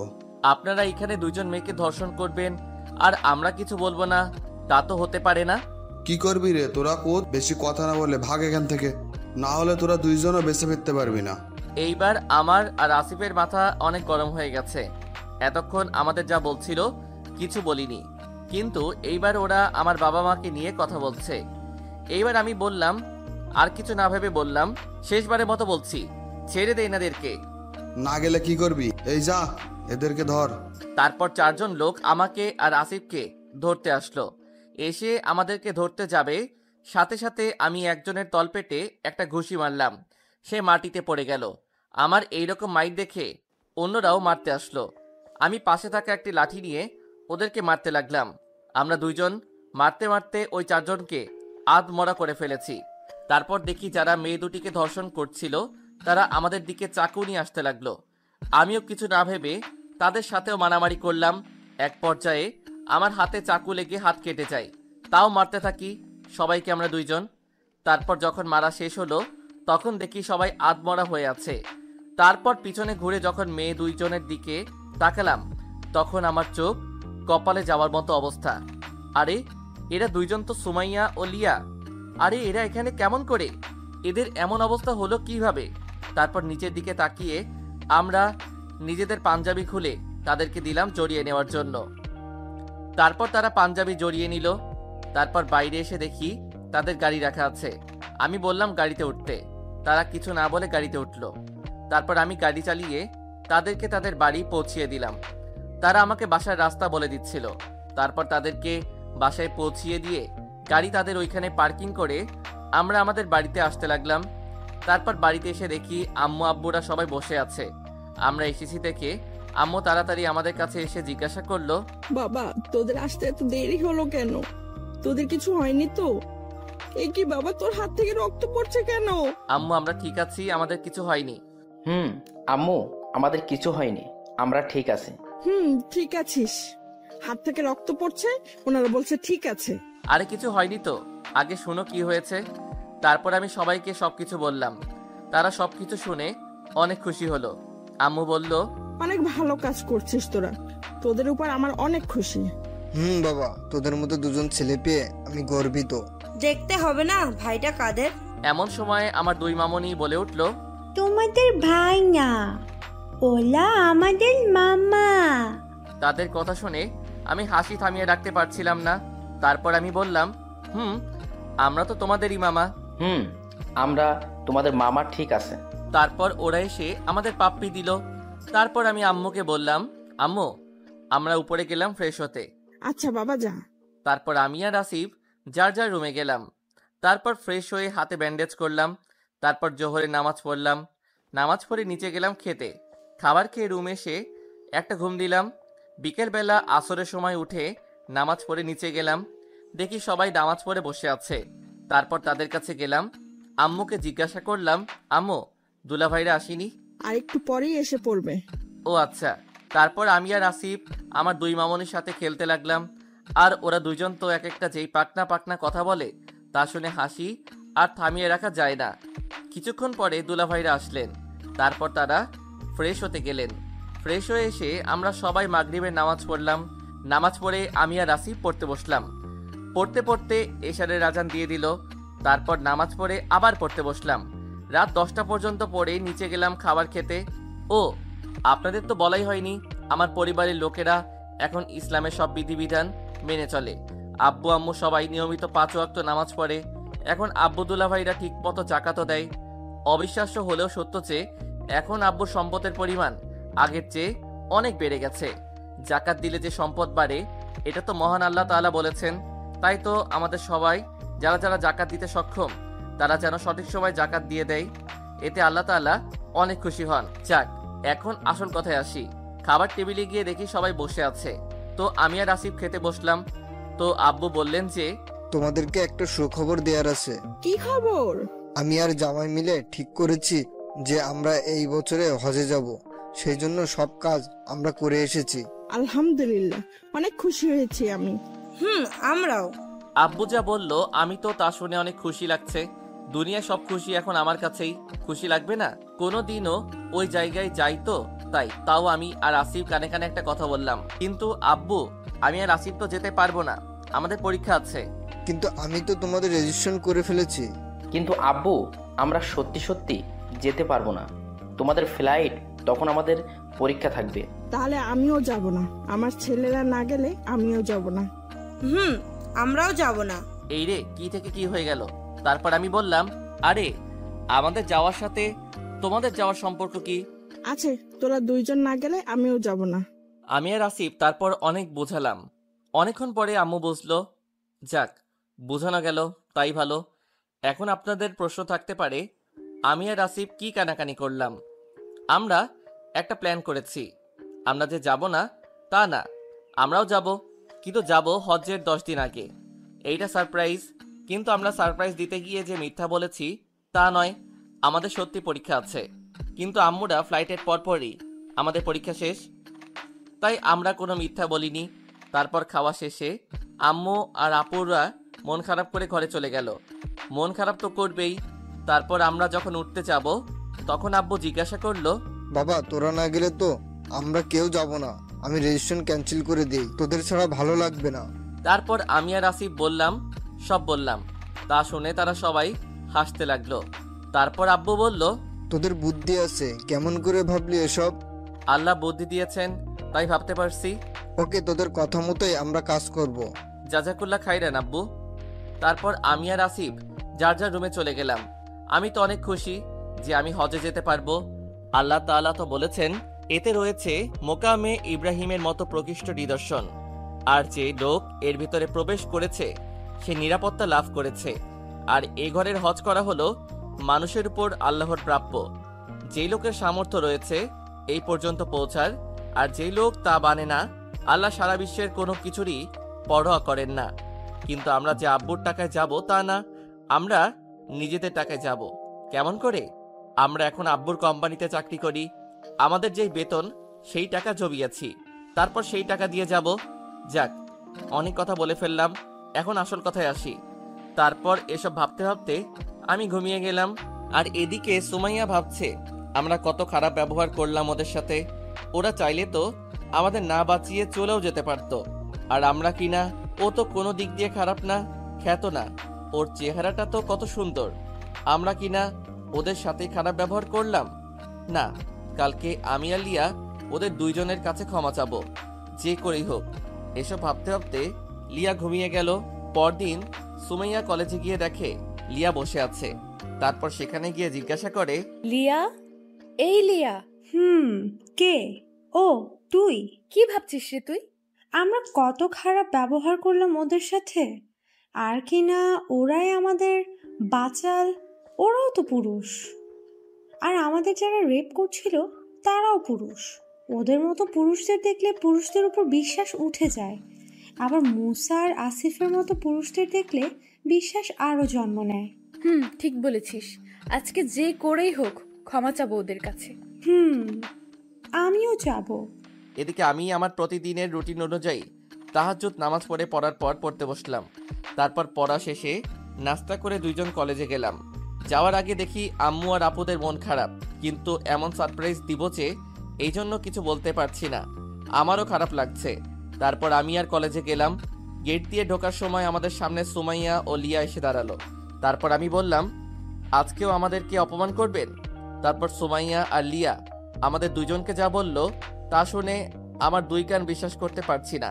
তারা বলল, আমাদের দুজনকে মাফ করে দাও মুসা। প্লিজ আসিফ, আমাদের দুইজনকে মাফ করে দিও। তাদের কথা শুনে আমি আর আসিফ রীতিমতো অবাক। যে মেয়ে দুইজন প্রতিদিন আমাদের অপমান করত, তারা কিনা আজকে আমাদের কাছে ক্ষমা যাচ্ছে। হয়তো আল্লাহ তাআলা এদের হেদায়েত দিয়েছে। যাক, তারা নিজেদের ভুল বুঝতে পেরেছে, তাতেই আমরা খুশি। তো আমি বললাম, আপনারা ক্ষমা চাচ্ছেন কেন? আপনারা তো কিছুই করেননি। না, আমরা তোমাদের সাথে অন্যায় করেছি। প্রতিদিন তোমাদের দুজনকে কলেজের সবার সামনে অপমান করেছি। প্লিজ আমাদের ক্ষমা করে দাও। প্লিজ আমাদের ক্ষমা করে দিও। আমি আপনাদের উপর রেগে নেই। আমি অনেক আগেই আপনাদের ক্ষমা করে দিয়েছি। আমরা আপনাদের উপর রেগে নেই, তাহলে ক্ষমা করার প্রশ্ন আসে না। না, তোমরা আমাদের ক্ষমা করোনি, তাহলে এভাবে কথা বলতে না। প্লিজ আমাদের ক্ষমা করে দাও। আরে কি করছেন? হাত ছাড়ুন। আমি তো বললাম আমরা আপনাদের ক্ষমা করে দিয়েছি। তাহলে আজকে থেকে আমরা ফ্রেন্ডস। আজকে থেকে আমরা ফ্রেন্ডস। সরি, আমার কোনো মেয়ে বন্ধুর প্রয়োজন নেই। আর বিয়ের আগে কোনো মেয়ের সাথে মেলামেশা করা ইসলামে জায়েজ না। তাই আমরা আপনাদের সাথে ফ্রেন্ডশিপ করতে পারবো না। কিন্তু কেন? কারণটা তো আপনাদের বললাম। তারপর আমি আর আসিফ ক্লাসের দিকে যেতে লাগলাম। আর এদিকে সুমাইয়া আমার দিকে তাকিয়ে ভাবছে আমাদের সাথে বন্ধুত্ব করলো না কেন। কলেজের সব ছেলেরা আমাদের সাথে বন্ধুত্ব করার জন্য পাগল হয়ে যায়, আর আমরা নিজেরা বললাম, তাও রাজি হলো না। না, যে করেই হোক ওদের সাথে বন্ধুত্ব করেই ছাড়বো। তারপর সুমাইয়া লিয়ার দিকে তাকালো। দেখে লিয়া এক দৃষ্টিতে আসিফের যাওয়ার দিকে তাকিয়ে আছে। তাই সুমাইয়া জিজ্ঞেস করলো, লিয়া, আই লিয়া। কি হয়েছে? তুই কি ভাবছিস? কই কিছু না তো। কিছু তো একটা ভাবছিস। মুসার বন্ধু আসিফ কত সুন্দর না? কত সুন্দর চেহারা, একেবারে নূরের মতো। আর শরীর দিয়ে কত সুন্দর আতরের ঘ্রাণ আসছে। ও এই কথা, তো লিয়া মামুনি মনে হয় আসিফের প্রেমে পড়েছে। ধুর, কি যে বলিস না। বুঝি বুঝি, সব বুঝি। তুই তো সব বুঝিস। তুই মনে হয় মুসার প্রেমে পড়িসনি। তা না হলে এতক্ষণ ওর দিকে এভাবে ড্যাপ ড্যাপ করে তাকিয়ে থাকতি? ধুর, কি যে বলিস। থাক, আর কিছু বলতে হবে না, ক্লাসে চল। চল। তারপর সুমাইয়া আর লিয়া ক্লাসের দিকে যেতে লাগলো। সুমাইয়া ভাবছে আসলেই তো মুসাও তো কম সুন্দর না, ও তো অনেক সুন্দর। কি সুন্দর ফর্সা চেহারা, মুখটাও কি সুন্দর, যে কোনো মেয়ে দেখলেই প্রেমে পড়ে যাবে। এইসব ভাবতে ভাবতে সুমাইয়া ক্লাসে আসছে, আর এদিকে আমি আর আসিফ ক্লাসে গিয়ে একটা বেঞ্চে বসলাম। তারপর আসিফ আমাকে বলল, ভাই মুসা, বল ভাই। আজকে আমাদের কাছে ওরা ক্ষমা চাইলো কেন? আমিও জানি না। যে মেয়েরা আমাদের দুজনকে প্রতিদিন অপমান করত, তারা কিনা আমাদের কাছে মাপ চেয়েছে। হয়তো তারা নিজের ভুল বুঝতে পেরেছে। ঠিক বলেছিস, তারা যে তাদের ভুল বুঝতে পেরেছে এতেই আমরা খুশি। তারপর সুমাইয়া ও লিয়া ক্লাসে আসলো। তারা আসার পর থেকে শুধু আমাদের দুইজনের দিকে তাকিয়ে আছে। তারপর দেখি হৃদয় আর উৎসব আমাদের দিকে আসছে। ও আপনাদের বলতে ভুলে গেছি, আমাদের দুইজনের দুইটা বন্ধু হয়েছে, হৃদয় আর উৎসব। ওরাও দুইজন বড়লোকের ছেলে, কিন্তু ওদের মনে কোনো অহংকার নেই, সবার সাথেই মিশে। আর ওরা হলো আমাদের বেস্ট ফ্রেন্ড। তো আমাদের কাছে এসে বলল, আসসালামু আলাইকুম। ওয়ালাইকুম আসসালাম। কিরে, কেমন আছিস? আলহামদুলিল্লাহ, ভালো আছি। তোরা কেমন আছিস? আলহামদুলিল্লাহ, আমরাও ভালো আছি। মুসা, আজকে দেখলাম সোমায়া আর লিয়া তোদের সাথে ভালো ব্যবহার করছে। যে মেয়েরা তোদের প্রতিদিন অপমান করত, তারা কিনা আজকে তোদের সাথে ভালো ব্যবহার করছে। কাহিনী কি? তারপর আমি আর আসিফ ওদেরকে সবকিছু বললাম। ওরা শুনে তো অবাক। হৃদয় বলল, দোস্ত, ওরা তোদের কাছে ক্ষমা চেয়েছে। ভাই। যাক ভাই, ওরা যে নিজেদের ভুল বুঝতে পেরেছে তাই ভালো। এইভাবেই আমরা কথা বলছিলাম। আর একটু পরে স্যার আসলেন, আর আমরা যে যার বেঞ্চে চলে গেলাম। তারপর স্যার ক্লাস নেওয়া শুরু করলেন। পরে আমরা ক্লাসে মনোযোগ দিলাম। এইভাবেই একটা একটা করে ক্লাস শেষ হয়ে গেল। যখন আমরা দুইজন বের হতে যাব, এমন সময় সুমাইয়া ও লিয়া আমাদের সামনে এসে পথ আগলে দাঁড়ালো। আমি বললাম, কি হলো, আমাদের পথ আটকিয়েছেন কেন? সরুন। সরতে পারি যদি তোমরা আমাদের সাথে বন্ধুত্ব করো। বললাম তো, আমরা আপনাদের সাথে বন্ধুত্ব করতে পারবো না। জানো, কলেজের সব ছেলেরা আমাদের সাথে বন্ধুত্ব করার জন্য পাগল, আর আমরা নিজেরা তোমাদের কাছে আসলাম বন্ধুত্ব করতে, তাও তোমরা না করে দিচ্ছ। সবাই পাগল হলেও আমরা পাগল না। এখন সরেন, আমাদের কাজ আছে।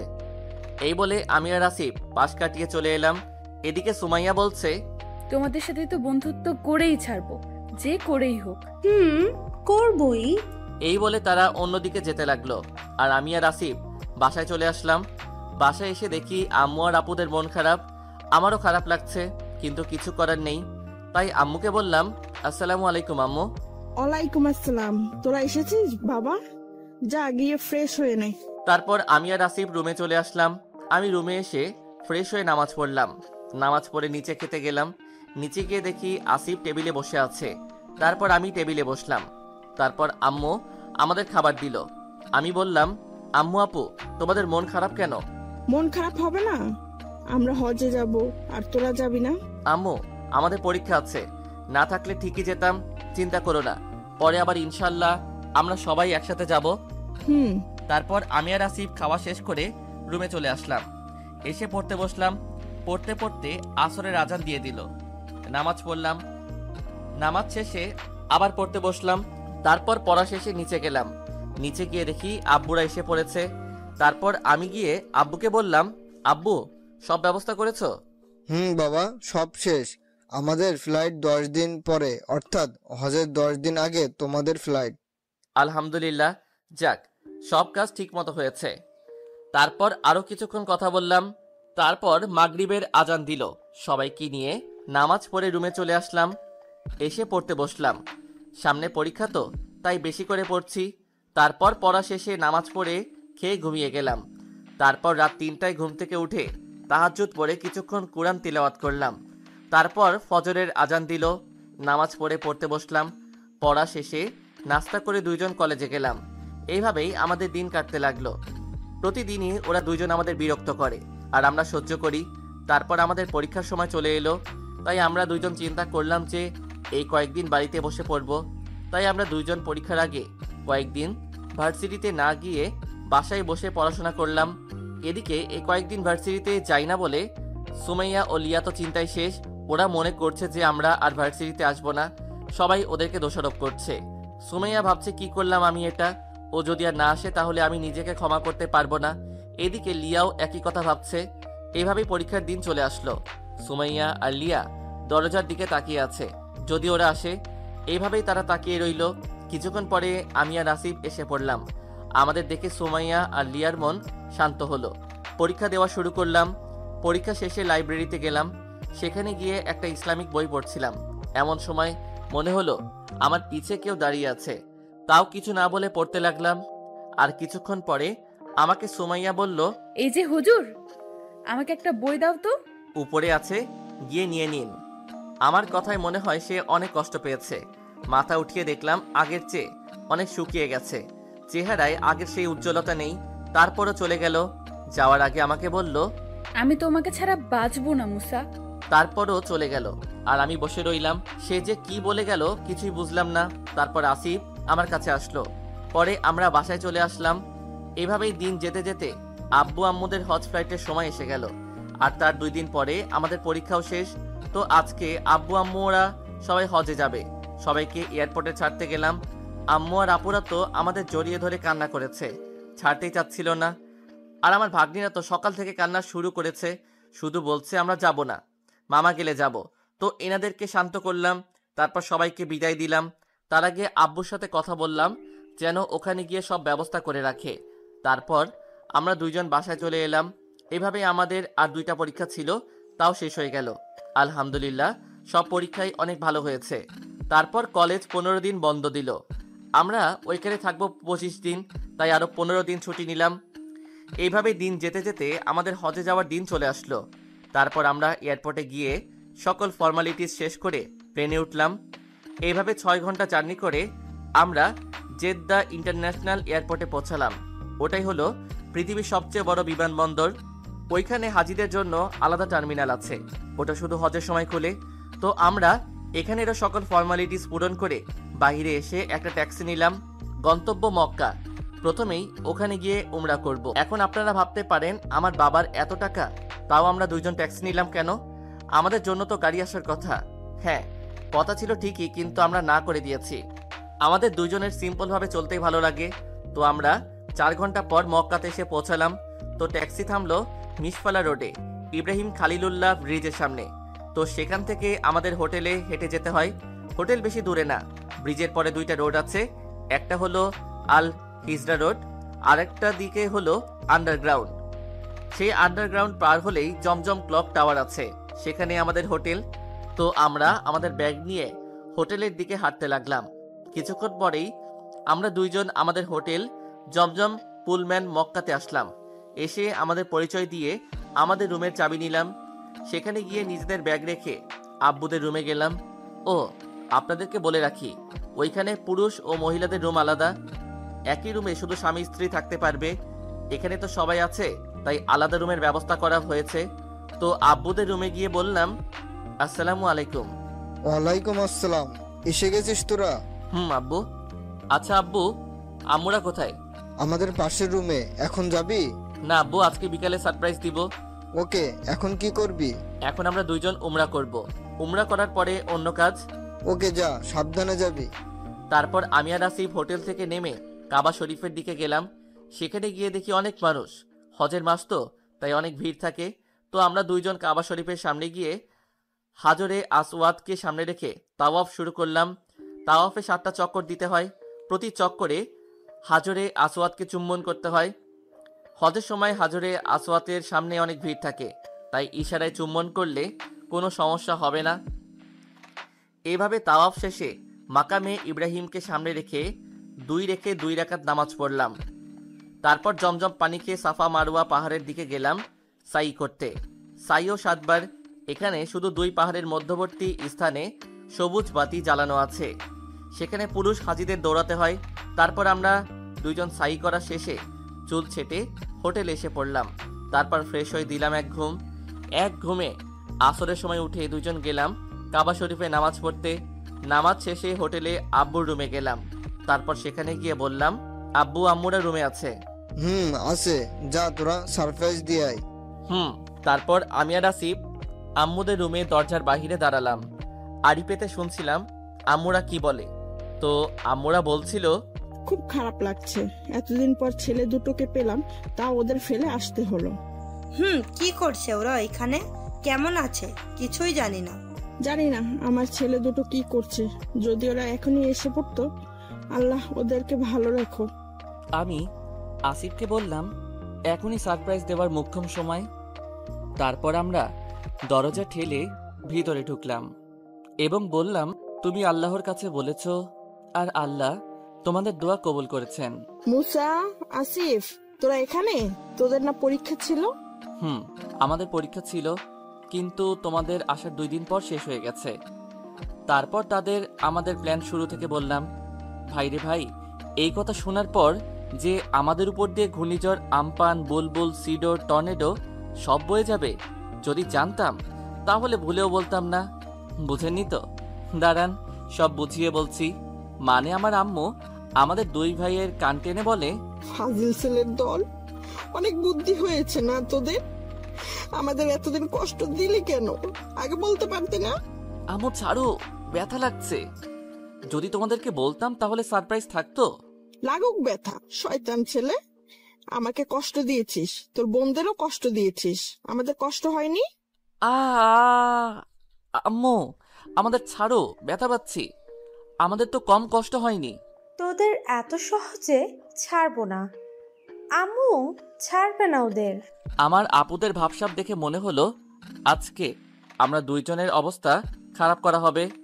কিছু না ভেবে দিলাম দরজার দিকে দৌড়। ও আল্লাহ, আমার ভাগ্নি 2 জন দেখি দরজা বন্ধ করে দিয়েছে। এইবার আমরা শেষ। দেখি আমার বোন 2 জন বালিশ নিয়ে আসছে। ওরে আল্লাহ, এ দেখি আমাদের মারার জন্য আসছে। সাথে সাথে বালিশ দিয়ে বাড়ি দেওয়া শুরু করলো, এলো পাতারি মারলো।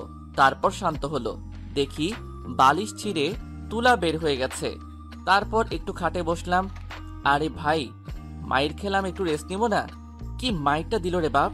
আমার চুল দাড়ি সব এলোমেলো হয়ে গেছে। এমন সময় আমার ভাগ্নিরা আমাদের সামনে আসলো এবং বলল, মামা, ও মামা। বলো মামনি। তোমরা আমাদের কষ্ট দিয়ে তো, তোমাদের আবার শাস্তি পেতে হবে। কি বলো মামনি? তোমাদের আম্মুরা আমাদের 2 জনকে শাস্তি দিল, আবার তোমরাও দিবা? দিব, না শুনলে টুল টেনে দিয়ে ফেলবো। না না থাক, বলো কি শাস্তি? একটা ভুল করলাম, তার জন্য আমার এত শাস্তি পেতে হচ্ছে? আর কখনোই তোমাদেরকে সারপ্রাইজ দিব না। তোমরা এখন আমাদেরকে বাহিরে নিয়ে যাবে আর আমাদের আইসক্রিম চকলেট খাওয়াতে হবে, লাজি?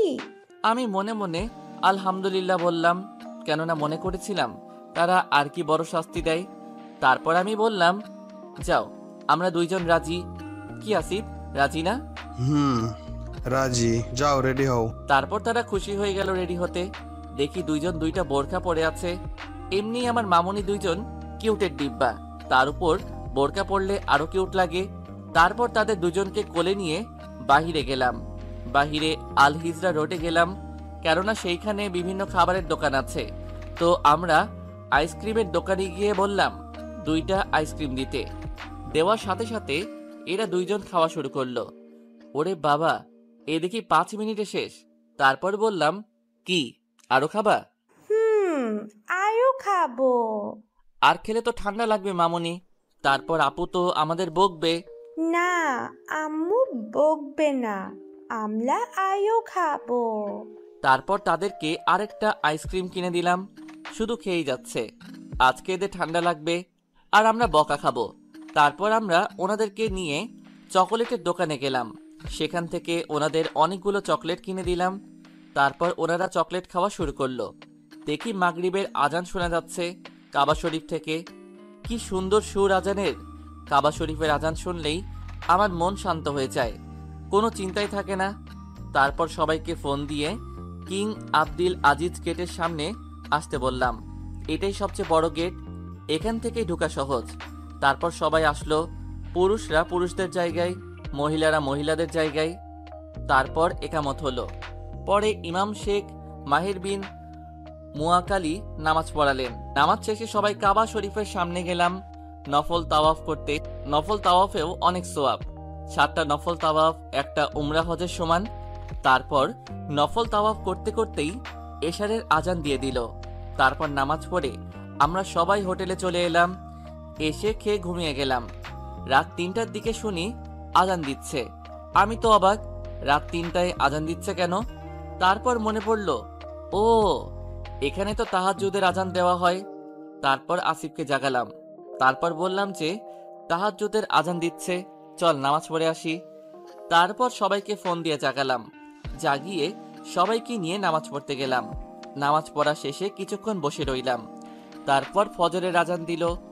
প্রথম সুন্নত নামাজ পড়লাম। তারপর ফজরের আজান দিল, নামাজ পড়ানো শুরু হলো। ইমাম শেখ ডক্টর মোহাম্মদ আব্দুর রহমান আল সুদাইসি নামাজ পড়ালেন। উনি হলেন কাবা শরীফের প্রধান ইমাম। তার কণ্ঠে তিলাওয়াত শুনে চোখ দিয়ে এমনি পানি বের হয়ে যায়। তিনি প্রথম রাকাতে সূরা আল ইউসুফের অর্ধেক এবং দ্বিতীয় রাকাতে বাকি অর্ধেক পড়ালেন। তারপর নামাজ শেষে হোটেলে চলে আসলাম। এভাবেই আমাদের দিন যাচ্ছে অনেক আনন্দে। এভাবেই দেখতে দেখতে 7ই জিলহজ চলে আসলো। মানে এই দিন মাগরিবের পরে মিনার উদ্দেশ্যে রওনা দিতে হয়। তো সবাই মিনার উদ্দেশ্যে রওনা দিলাম। সেখানে গিয়ে এশারের নামাজ আদায় করলাম। তারপর 8 জিলহজ ওখানে থাকলাম। পরের দিন অর্থাৎ 9 জিলহজ আরাফাতের উদ্দেশ্যে রওনা হলাম। সেখানে সারাদিন থেকে সূর্যাস্তের পরে মুজদালিফার উদ্দেশ্যে রওনা হলাম। সেখানে 1 রাত থাকলাম। সেখান থেকে পাথর সংগ্রহ করতে হয় শয়তানকে মারার জন্য। তারপরের দিন 10ই জিলহজ কুরবানির পর মিনায় নির্ধারিত স্থানে 3 শয়তানকে পাথর মেরে চুল ছেটে আবার মিনায় আমাদের থাকার জায়গায় চলে আসলাম। এইভাবে 11 ও 12ই জিলহজ মিনায় শয়তানকে পাথর মারলাম। তারপর মক্কা এসে তাওয়াফে জিয়ারত করলাম। এই তাওয়াফ ফরজ। তারপর আমাদের হজ শেষ, শুধু বিদায় তাওয়াফ বাকি আছে। সেটা সেদিন মক্কা ছেড়ে যাব সেদিন করতে হবে। তারপর আর কিছুদিন মক্কা থাকলাম। তারপর বিদায় তাওয়াফ করে মদিনায় চলে গেলাম। আসার সময় অনেক কষ্ট হচ্ছিল। তারপর মদিনায় এসে আমরা নবীজি সাল্লাল্লাহু আলাইহি ওয়াসাল্লামের রওজা জিয়ারত করলাম।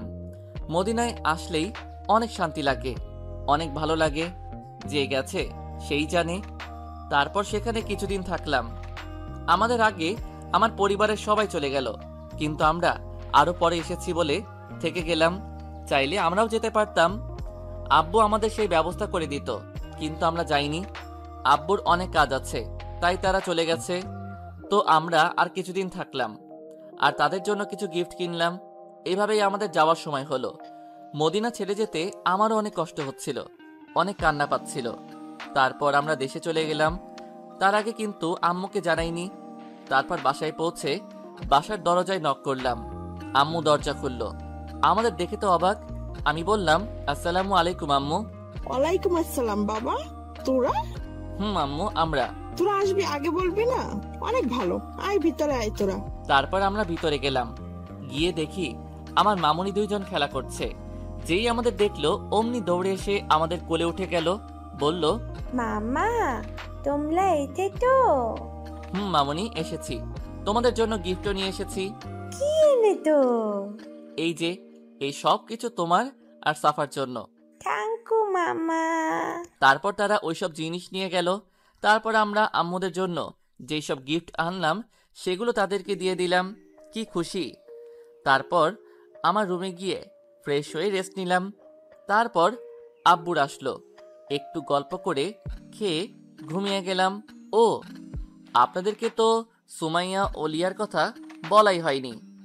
এদিকে সুমাইয়া আর লিয়া কলেজ খোলার পরও আমরা আসলাম না দেখে চিন্তায় শেষ। জানতে পারলো যে আমরা ছুটি নিয়েছি। তারা তো কান্না করতে করতে শেষ। সুমাইয়া লিয়াকে জিজ্ঞাসা করে, কি লিয়া, কি ভাবিস? সুমাইয়া, আমি আসিফকে অনেক ভালোবাসি, কিন্তু ও তো আর এলো না। ওকে বোঝে না যে আমি ওকে ভালোবাসি। আমিও মুসাকে অনেক ভালোবাসি, কলেজের সব থেকে ভদ্র ছেলে ও। কত সুন্দর চেহারা ওর, কত সুন্দর করে কথা বলে। আসিফ আসলেই আমি ওকে আমার মনের কথা বলে দেব। আমিও সেই অপেক্ষায় আছি।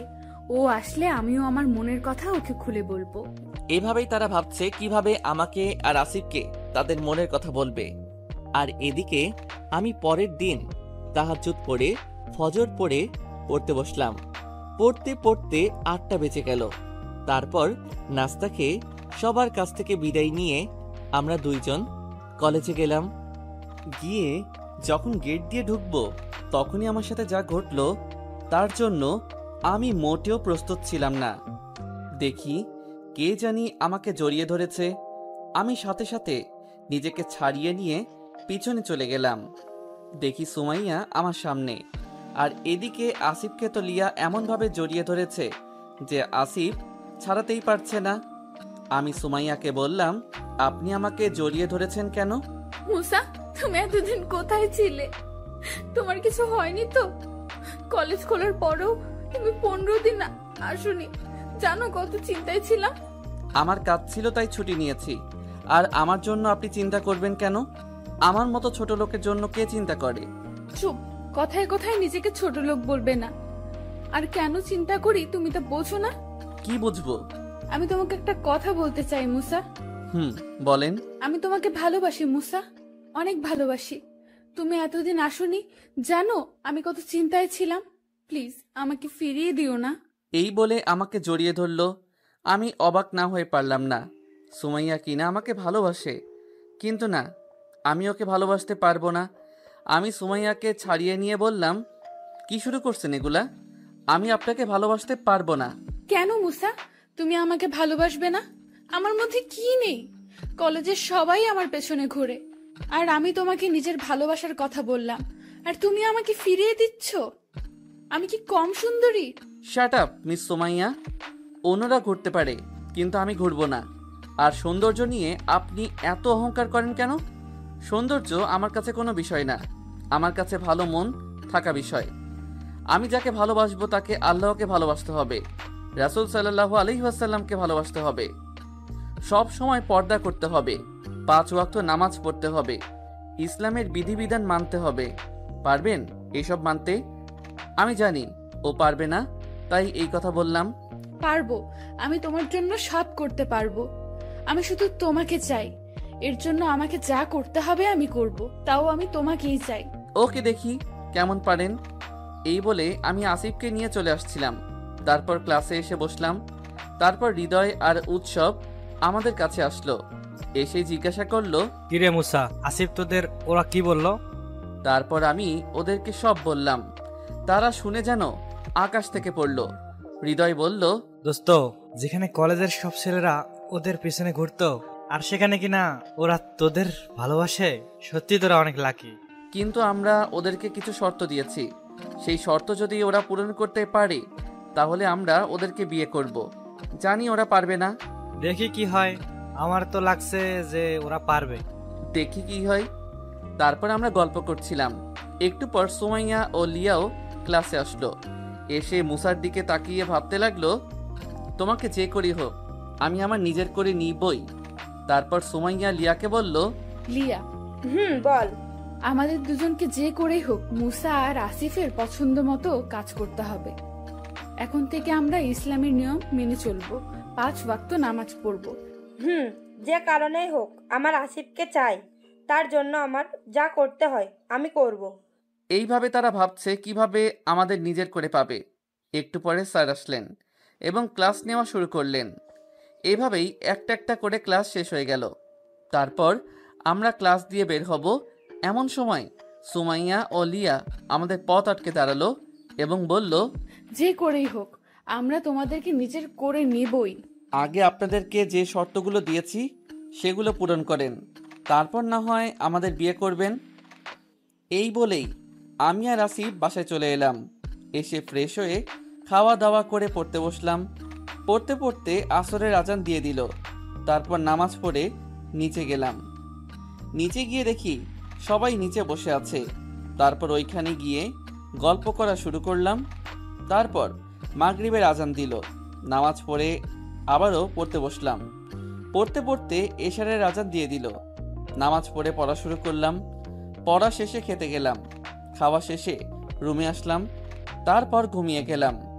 পরের দিন কলেজে গিয়ে দেখি সুমাইয়া আর লিয়া আসেনি। যাক, ভালো হয়েছে, এখন আর বিরক্ত করবে না। তো আমরা ক্লাস করা শুরু করলাম। ক্লাস শেষে বাড়িতে চলে আসলাম। এইভাবেই আমাদের দিন যাচ্ছে। এই 5 দিনে সুমাইয়াও কলেজে আসেনি। সত্যি বলতে আমিও ওকে অনেক মিস করছি। এই 5 দিনে আমিও ওকে ভালোবেসে ফেলেছি। তো একদিন আমি আর আসিফ বসে আছি, তখন আসিফ জিজ্ঞাসা করলো, মুসা, কি হলো তোর? মন খারাপ করে আসিস কেন? ভাই, আমিও মনে হয় সুমাইয়াকে ভালোবেসে ফেলেছি। ভাই, আমিও লিয়াকে ভালোবেসে ফেলেছি। এই কয়দিন ও আসেনি তাই আমি ওকে অনেক মিস করছি। দেখি কি হয়। এইভাবেই আমরা 2 ভাই কথা বলছিলাম। এমন সময় আমাদের সামনে 2জন বোরখা পরা 2জন মেয়ে আসলো। তারপর আমাদেরকে সালাম দিল। কণ্ঠটা কিরকম চেনা চেনা লাগছে। তো আমি বললাম, ওয়ালাইকুম আসসালাম। চিনতে পেরেছেন আমাদের? না তো, কে আপনারা? আমি তোমার সুমাইয়া। আর আমি লিয়া। ওদের কথা শুনে আমি তো হা হয়ে গেছি। আমার জন্য সুমাইয়া নিজেকে এত পরিবর্তন করলো। না, এইবার আমি ওকে ফিরাবো না। আমি ওকে নিজের বউ করে নিবই। তারপর আমি বললাম, আপনাদের বাসার ঠিকানা দিন, আজকে যাব। আমার কথা শুনে সুমাইয়া সেই রকমের খুশি হয়েছে। তারপর আমাদের ঠিকানা দিল। তারপর আমরা বাসায় চলে এলাম। আমি তো চিন্তায় আছি, বাসায় গিয়ে কি বলবো। না, আমি বলবোই, সাহস করে বলতেই হবে। আল্লাহ, আমাকে সাহস দাও। আমরা বাসায় এসে দেখি আব্বু আম্মু বসে আছে। এখন আমি আর আসিফ গিয়ে বললাম, আসসালামু আলাইকুম আব্বু। ওয়ালাইকুম আসসালাম বাবা। আমরা তোমাদের কিছু কথা বলতে চাই। বল বাবা, এতে এত সংকোচের কি আছে? আম্মু, আমরা 2জন বিয়ে করতে চাই। কি বলবি, আরেকবার বল। আমরা বিয়ে করতে চাই। ওগো, শুনছো? আমাদের ছেলেরা বলে বিয়ে করতে চায়। যাক, শেষ পর্যন্ত আমরাও নিজেদের ছেলের বিয়ে দেখে যেতে পারবো। তো বাবা, তোদের কোনো পছন্দের মেয়ে আছে? জি আব্বু, আছে। তারপর সবাইকে সবকিছু খুলে বললাম।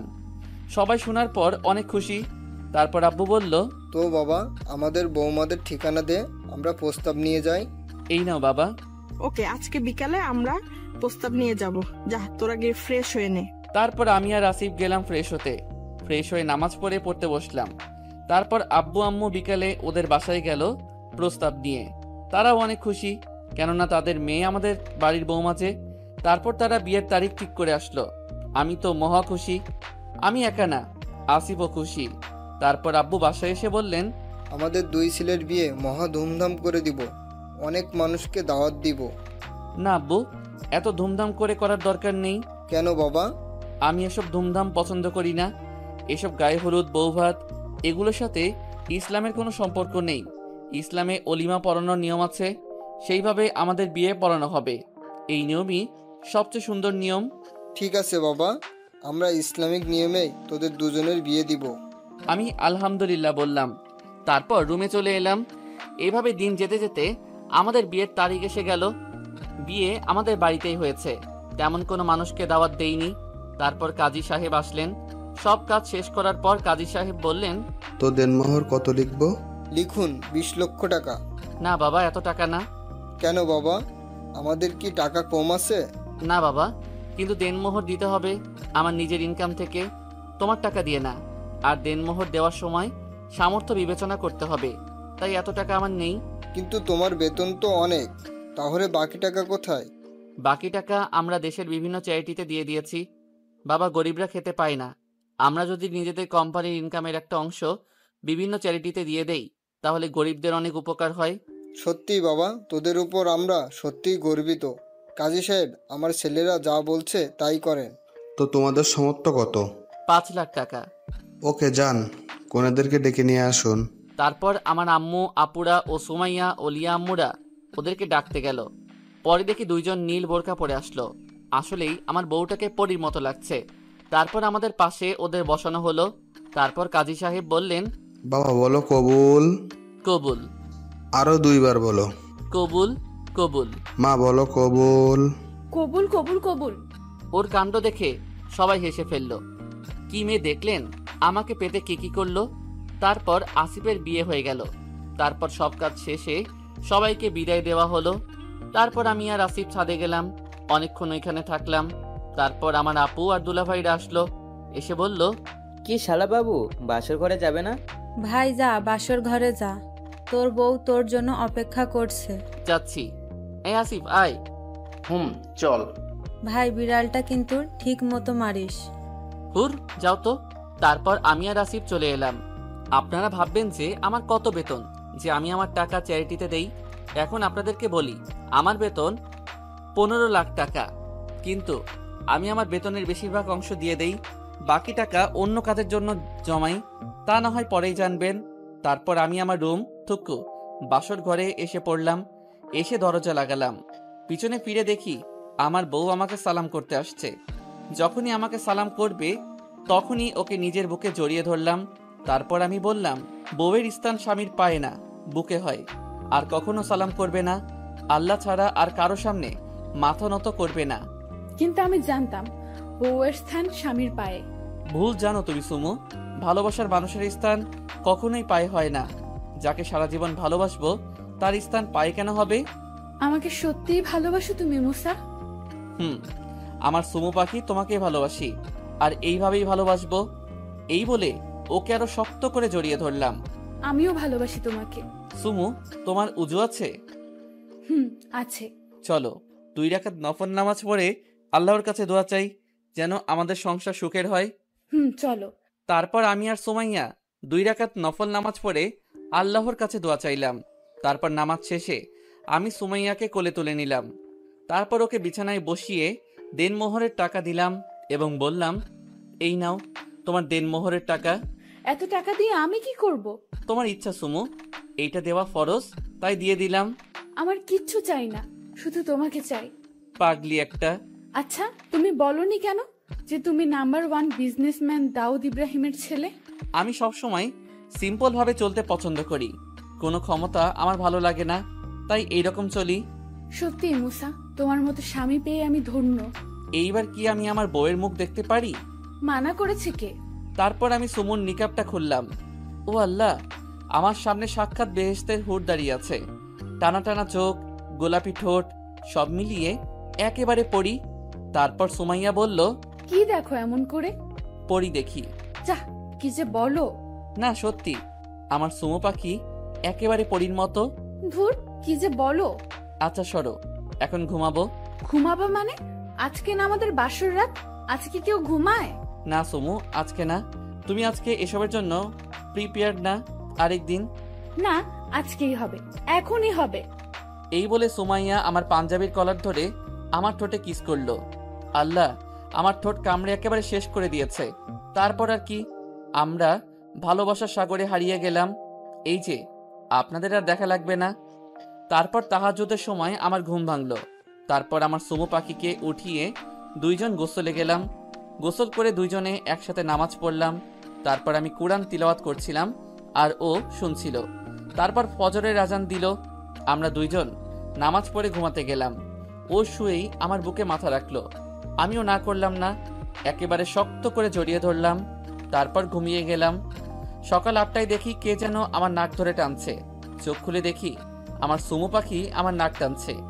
ও একটা নীল কালারের শাড়ি পরেছে, দেখতেও পরীর মতো লাগছে। তারপর আমি উঠে গেলাম, ফ্রেশ হতে যাচ্ছিলাম, এমন সময় সুমাইয়া আমার হাত ধরে আমাকে বিছানায় ফেলে দিল। তারপর আমার বুকের উপরে উঠল। আমি বললাম, নামো, কেউ এসে পড়বে। না, আগে আমাকে পাপ্পি দাও। পরে দেই, এখন কেউ দেখে ফেলবে। না, আগে আমাকে পাপ্পি দাও। তারপর কথা, আমি সুমাইয়ার কপালে একটা পাপ্পি দিলাম। ও বলল, আমি এখানে দিতে বলেছি। তাহলে কোথায়? এই যে এখানে। না, এখন না, কেউ এসে পড়বে। বুঝতে পেরেছি, আমারটা আমারই আদায় করা লাগবে। এই বলে সুমাইয়া আমার ঠোঁটে কিস করলো। কিছুক্ষণ পর ছেড়ে দিয়ে বলল, কি কেমন লাগলো? ভালো।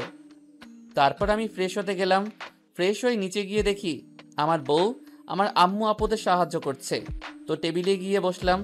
দুলাভাই জিজ্ঞাসা করলো, কি শালাবাবু, কেমন কাটলো বাসর রাত? আলহামদুলিল্লাহ ভালো।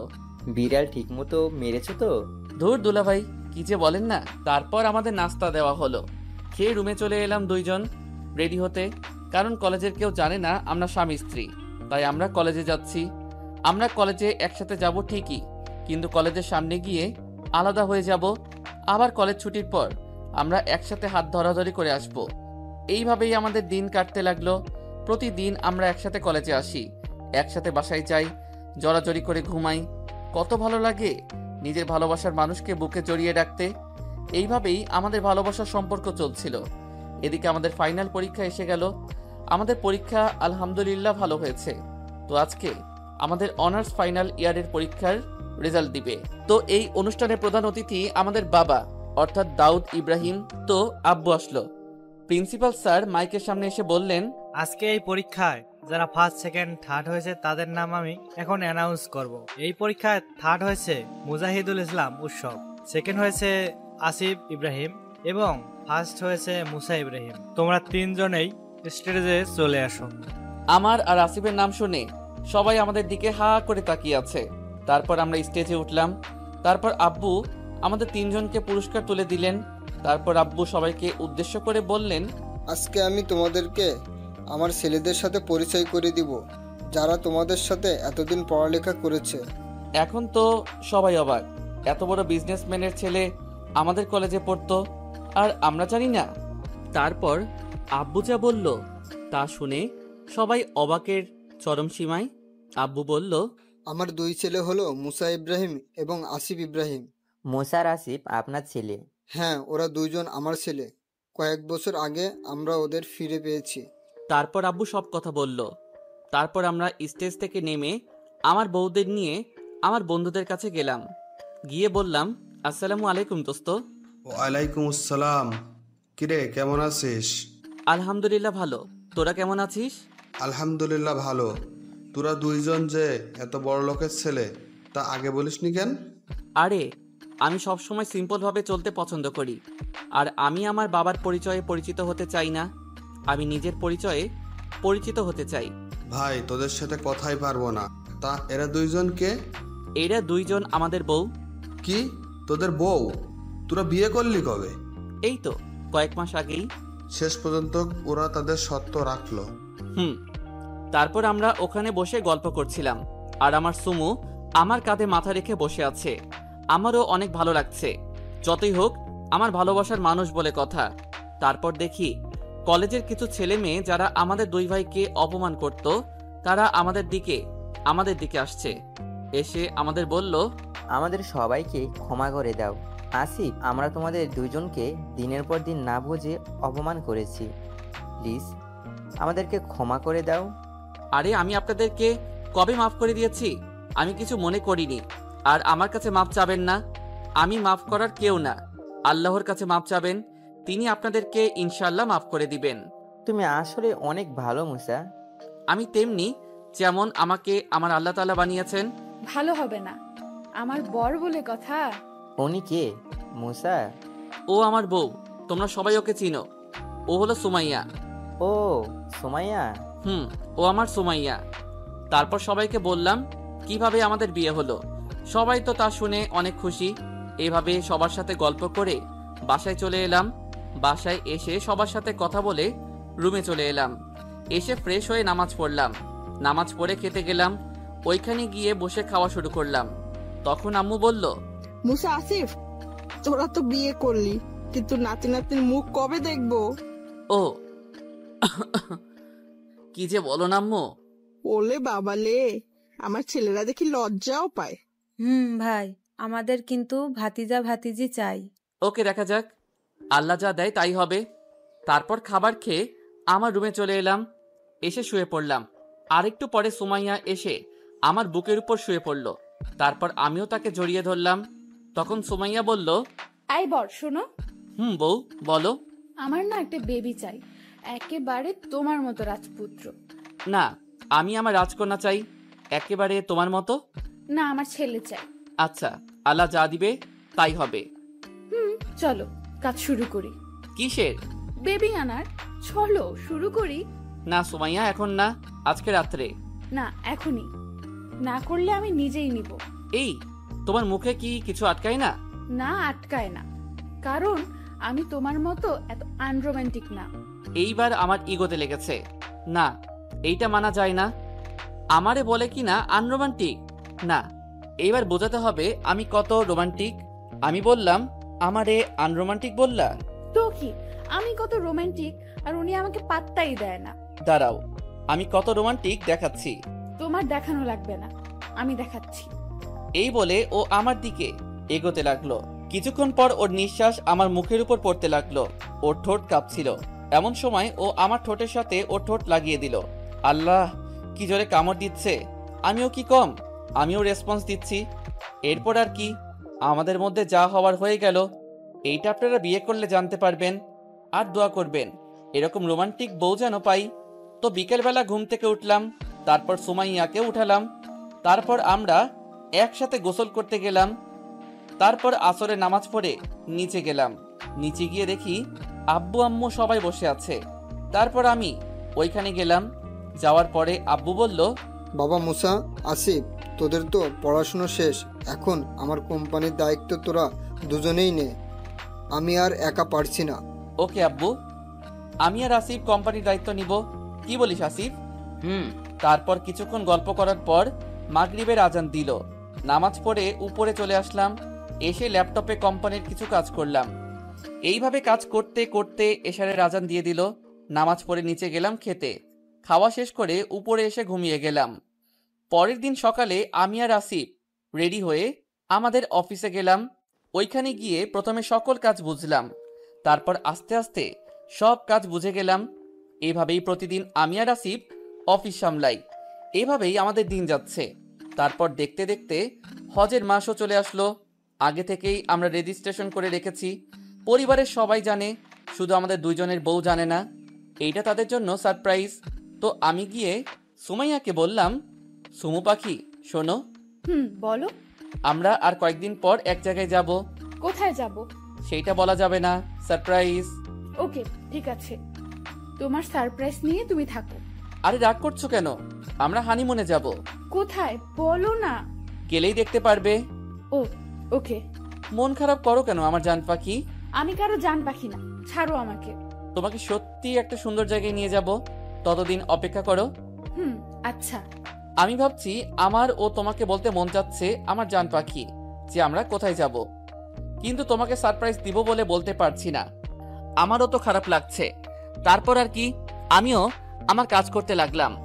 দেখতে দেখতে যাওয়ার সময়ও এসে গেল। এই কয়েকদিন ও আমার সাথে তেমন ভালো করে কথাও বলেনি, কিন্তু আমি আজকে এমন সারপ্রাইজ দিব যে তুমি সব সময় মনে রাখবে।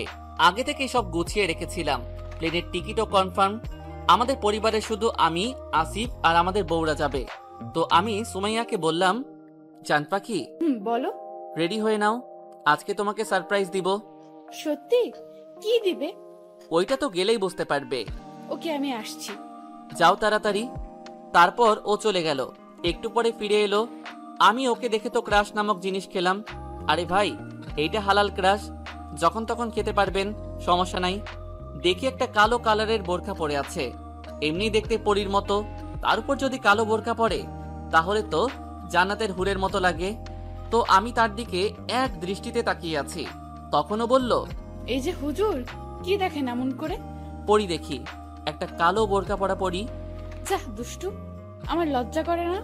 ওরে আমার লজ্জাপতি বউরে, যখন আমার সাথে রোম্যান্স করো তখন লজ্জা কই থাকে? তখন লজ্জা থাকে না। আর আমি আমার স্বামীর সাথে রোম্যান্স করি, তাতে তোমার কোনো সমস্যা? সমস্যা হবে কেন? আমার তো ভালোই লাগে। এখন আমার কাছে আসো তো। কেন? আরে আসো না। তারপর ও আমার কাছে আসলো। আমি ওর চোখ বেঁধে দিলাম। ও বলল, এই আমার চোখ বন্ধ করছো কেন? কি বললাম? সারপ্রাইজ। এই জন্য চোখ বন্ধ করবে? করব। আচ্ছা, এখন আমাকে একটা কিস দাও তো। আমি ওর কপালে একটা কিস দিলাম। তখনও বলল, ওই, আমি এইখানে কিস করতে বলেছি। তাহলে কোথায়? ঠোঁটে। না, পারবো না। তোমার পারতে হবে না, আমারটা আমিই নিব। এই বলে ও আমার দিকে এগিয়ে আসছে। তারপর হঠাৎ ও আমার ঠোঁটে একটা কিস করে দিল। তারপর বলল, দেখলে তো কেমন করে আদায় করতে হয়? দেখলাম, আমিও আদায় করব। দেখা যাবে। তারপর আমি আর সুমাইয়া নিচে গেলাম। এখন তো ওর চোখ বন্ধ, তাই এখন ওনার হাত ধরে নিয়ে যেতে হবে। এখন কি করি? সামনে তো সিঁড়ি। আমি বললাম, জান পাখি, সামনে তো সিঁড়ি। তো আমাকে কোলে করে নিয়ে যাও। কেউ যদি দেখে ফেলে? দেখলে কি হবে? তুমি তোমার বউকে কোলে নিয়েছো, অন্য কাউকে তো নাওনি। ওকে, কোলে নিচ্ছি মহারানী। তারপর আমি ওকে কোলে থেকে নামালাম। তারপর আর ও আমার বুকে মাথা লুকিয়ে আছে। পরে নিচে নামলাম, নেমে দেখি কেউ নেই। যাক, বাঁচা গেল। তারপর এসে পড়লো, দেখি আসিফও আমার বুদ্ধি খাটিয়েছে, মানে ও লিয়ার চোখ বন্ধ করে দিয়েছে। তারপর আম্মু বলল, সাবধানে যাস বাবা, বৌমাকে দেখে রাখিস। ওকে আম্মু, তোমরাও সাবধানে থাকবে। আসি কেমন? আসসালামু আলাইকুম। ওয়ালাইকুম আসসালাম। তারপর আমি আর আসিফ গাড়িতে উঠলাম। এখন তো আবার আমাদের বউদেরকে ধরে নিয়ে যেতে হবে। সারপ্রাইজ যেহেতু দিচ্ছি, তাহলে সব কাজ তো আমাদেরই করতে হবে। তো গাড়ি আমাদেরকে এয়ারপোর্টে নিয়ে আসলো। তারপর এয়ারপোর্টের ভিতরে ঢুকে সব কাজ করে ইমিগ্রেশনের ভিতরে ঢুকে গেলাম। তারপর আমার বউরা যেন কানে না শুনতে পায়, এই জন্য তাদের কানে এয়ার প্লাগ লাগিয়ে দিয়েছি। সারপ্রাইজ তো দিয়েই ছাড়বো। তারপর ওদেরকে ধরে প্লেনে উঠালাম, যেন বুঝতে না পারে যে আমরা কোথায় উঠছি। তারপর ওদের কানে এয়ার প্লাগ পরিয়ে দিলাম, যেন কিছু না শুনতে পারে। হুম মনুরা, তোমাদেরকে এমন সারপ্রাইজ দিব সারা জীবন মনে রাখবা। তো ওরা জিজ্ঞাসা করলো যে কোথায়। আমরা বললাম আছি একটা জায়গায়, তা তো তোমাদের বলা যাবে না। তো প্লেন ল্যান্ড করলো, কিন্তু ওরা কিছুই বুঝতে পারলো না। তো তাদেরকে নিয়ে আগে মক্কা গেলাম। ওরা কিছুই জানে না যে আমরা কোথায়, কিছুই বুঝতে দেইনি, এমনভাবে নিয়ে এসেছি। তো দেখতে দেখতে মক্কায় চলে আসলাম। তারপর তাদেরকে একেবারে মসজিদুল হারামের সামনে নিয়ে আসলাম। তারপর সুমাইয়াকে জিজ্ঞেস করলাম, সুমাইয়া, তোমার কাছে জায়গা কেমন লাগছে? তুমি কি অনুভব করতে পারছো কিছু? পারছি। আমার কাছে অনেক ভালো লাগছে, শান্তি লাগছে। এখন আমার চোখের বাঁধন খুলো। দাঁড়াও, চোখের বাঁধন তো খুলবই। তারপর ওর চোখের বাঁধন খুলে দিলাম আর বললাম, আচ্ছা চোখটা আস্তে আস্তে খুলো তো। তারপর ও যখন চোখ খুললো, তারপর সে অবাক না হয়ে পারে, যেই সারপ্রাইজ দিলাম। তো ও আমাকে জিজ্ঞাসা করলো, বর কোথায়? আমরা এখন মক্কায়। আমি কি স্বপ্ন দেখছি? না আমার জান পাখি, এটা সত্যি। হঠাৎ করেই ও আমাকে জড়িয়ে ধরলো এবং বলল, বর তুমি অনেক ভালো। জানো, তোমার সাথে বিয়ে হওয়ার পর থেকে আমি এই জায়গায় আসতে চেয়েছিলাম, কিন্তু তোমাকে বলতে পারিনি। ধন্যবাদ তোমাকে বর। আরে আমার বউ ইচ্ছা করবে আর আমি আনবো না, তা হতে পারে? চলো এখন উমরা করব। তারপর আমরা উমরা করলাম। করা শেষে হোটেলে আসলাম, এসে ফ্রেশ হয়ে শুয়ে পড়লাম। তারপর আমার বউও আসলো, এসে আমার বুকের উপর শুয়ে পড়লো। আমিও ওকে জড়িয়ে ধরলাম। ও বলল, এই বর, আমাকে একটা কিস দাও না। না বউ, এখন না, পরে দেই। তোমার দেওয়া লাগবে না, আমি নিয়ে নিচ্ছি। এই বলে ও আমার কাছে আসতে লাগলো, এসে আমার ঠোঁটের সাথে ঠোঁট লাগিয়ে দিল। একেবারে 10 মিনিট পর ছেড়েছে। আল্লাহ, কি একটা বউ পাইলাম, যখন তখন কিস করে। তারপর আর কি ঘুমিয়ে গেলাম। তারপর বিকেলবেলা উঠে ফ্রেশ হয়ে আসরে নামাজ পড়তে গেলাম। হোটেল থেকে বের হয়ে যখন নিচে নামবো, তখনই সুমাইয়া মাথা ঘুরিয়ে পড়ে গেল। সাথে সাথে আমি ওকে ধরে রুমে নিয়ে গেলাম। তারপর ডাক্তারকে ডেকে নিয়ে আসলাম। উনি চেক আপ করে যা বললেন, তা শুনে আমার যে কি খুশি লাগছে বলে বোঝাতে পারবো না। উনি বললেন যে সুমাইয়া মা হতে চলেছে। তারপর উনি চলে গেলেন। তারপর আমি সুমাইয়ার কাছে গিয়ে বললাম, জান পাখি, শুনেছো ডাক্তার কি বলেছেন? এখন থেকে তুমি কোনো কাজ করবে না, যা লাগবে আমাকে বলবে, তা না হলে আমাদের বেবির ক্ষতি হবে। আমি কোনো কাজ করব না, কিন্তু আমাকে এখন একটু আদর করো। এখনো তোমার আদর খেতে মন চাচ্ছে? তোমার দিতে হবে না, আমি নিচ্ছি। এই বলে আবারও আমার ঠোঁটের উপর অত্যাচার করলো। তারপর এইভাবে দেখতে দেখতে হজের দিন চলে আসলো। খুব সাবধানে আমি ওকে নিয়ে হজ শেষ করলাম। তারপর দেশে চলে আসলাম। এসে সবাইকে খুশির খবর দিলাম। সবাই তো মহা খুশি। তারপর থেকে সবাই ওর খেয়াল রাখতে শুরু করলাম। এর মধ্যে লিয়ারও সুখবর আসলো। তারপর সবাই আরো খুশি। এইভাবে আমাদের দিন চলছিল। আমি ওকে অনেক কেয়ার করি, কোনো কাজ করতে দেই না। একদিনও বলল, এই বর শোনো না। বউ বলো। যদি আমি আমাদের বেবি জন্ম দিতে গিয়ে মারা যাই, তখন তুমি আরেকটা বিয়ে করে নিও। আমি ওর কথা শুনে আমি কান্না ধরে রাখতে পারলাম না। সাথে সাথে ওকে জড়িয়ে ধরে কেঁদে দিলাম। বললাম, এই জান পাখি, তুমি এসব কি বলছো? আর এসব কথা বলবে না। তুমি জানো না তোমাকে ছাড়া আমি অচল। তোমাকে আমি কতটা ভালোবাসি তুমি জানো না। আর এসব কথা বলবে না, তোমার কিচ্ছু হবে না। ওলে বাবা লে, আমার বরটা আমাকে কত ভালোবাসে। আচ্ছা বলবো না, তুমি কেঁদো না। আর বলবে না, তোমাকে কোথাও যেতে দিব না। এইভাবে আমাদের জীবন চলছিল। দেখতে দেখতে ওর ডেলিভারির সময় এসে গেল। একদিন ও আমাকে বলল, আই বর, একটা কথা বলি। বলো, এতে পারমিশনের কি আছে? বর, আমাকে তুমি উমরা করতে নিয়ে যাবে। আমার না অনেক ইচ্ছা করছে যেতে। না বউ, এখন না, আগে বেবি হোক, তারপর ওকে নিয়ে যাব। না, আমাকে নিয়ে যেতে হবে, তা না হলে আমি কিন্তু না ফেরার দেশে চলে যাব। ওই চুপ, এই কথা বলবে না। আমি নিয়ে যাব তোমাকে, তাও এই কথা বলবে না। সত্যি? সত্যি। এবার খুশি? অনেক। তারপর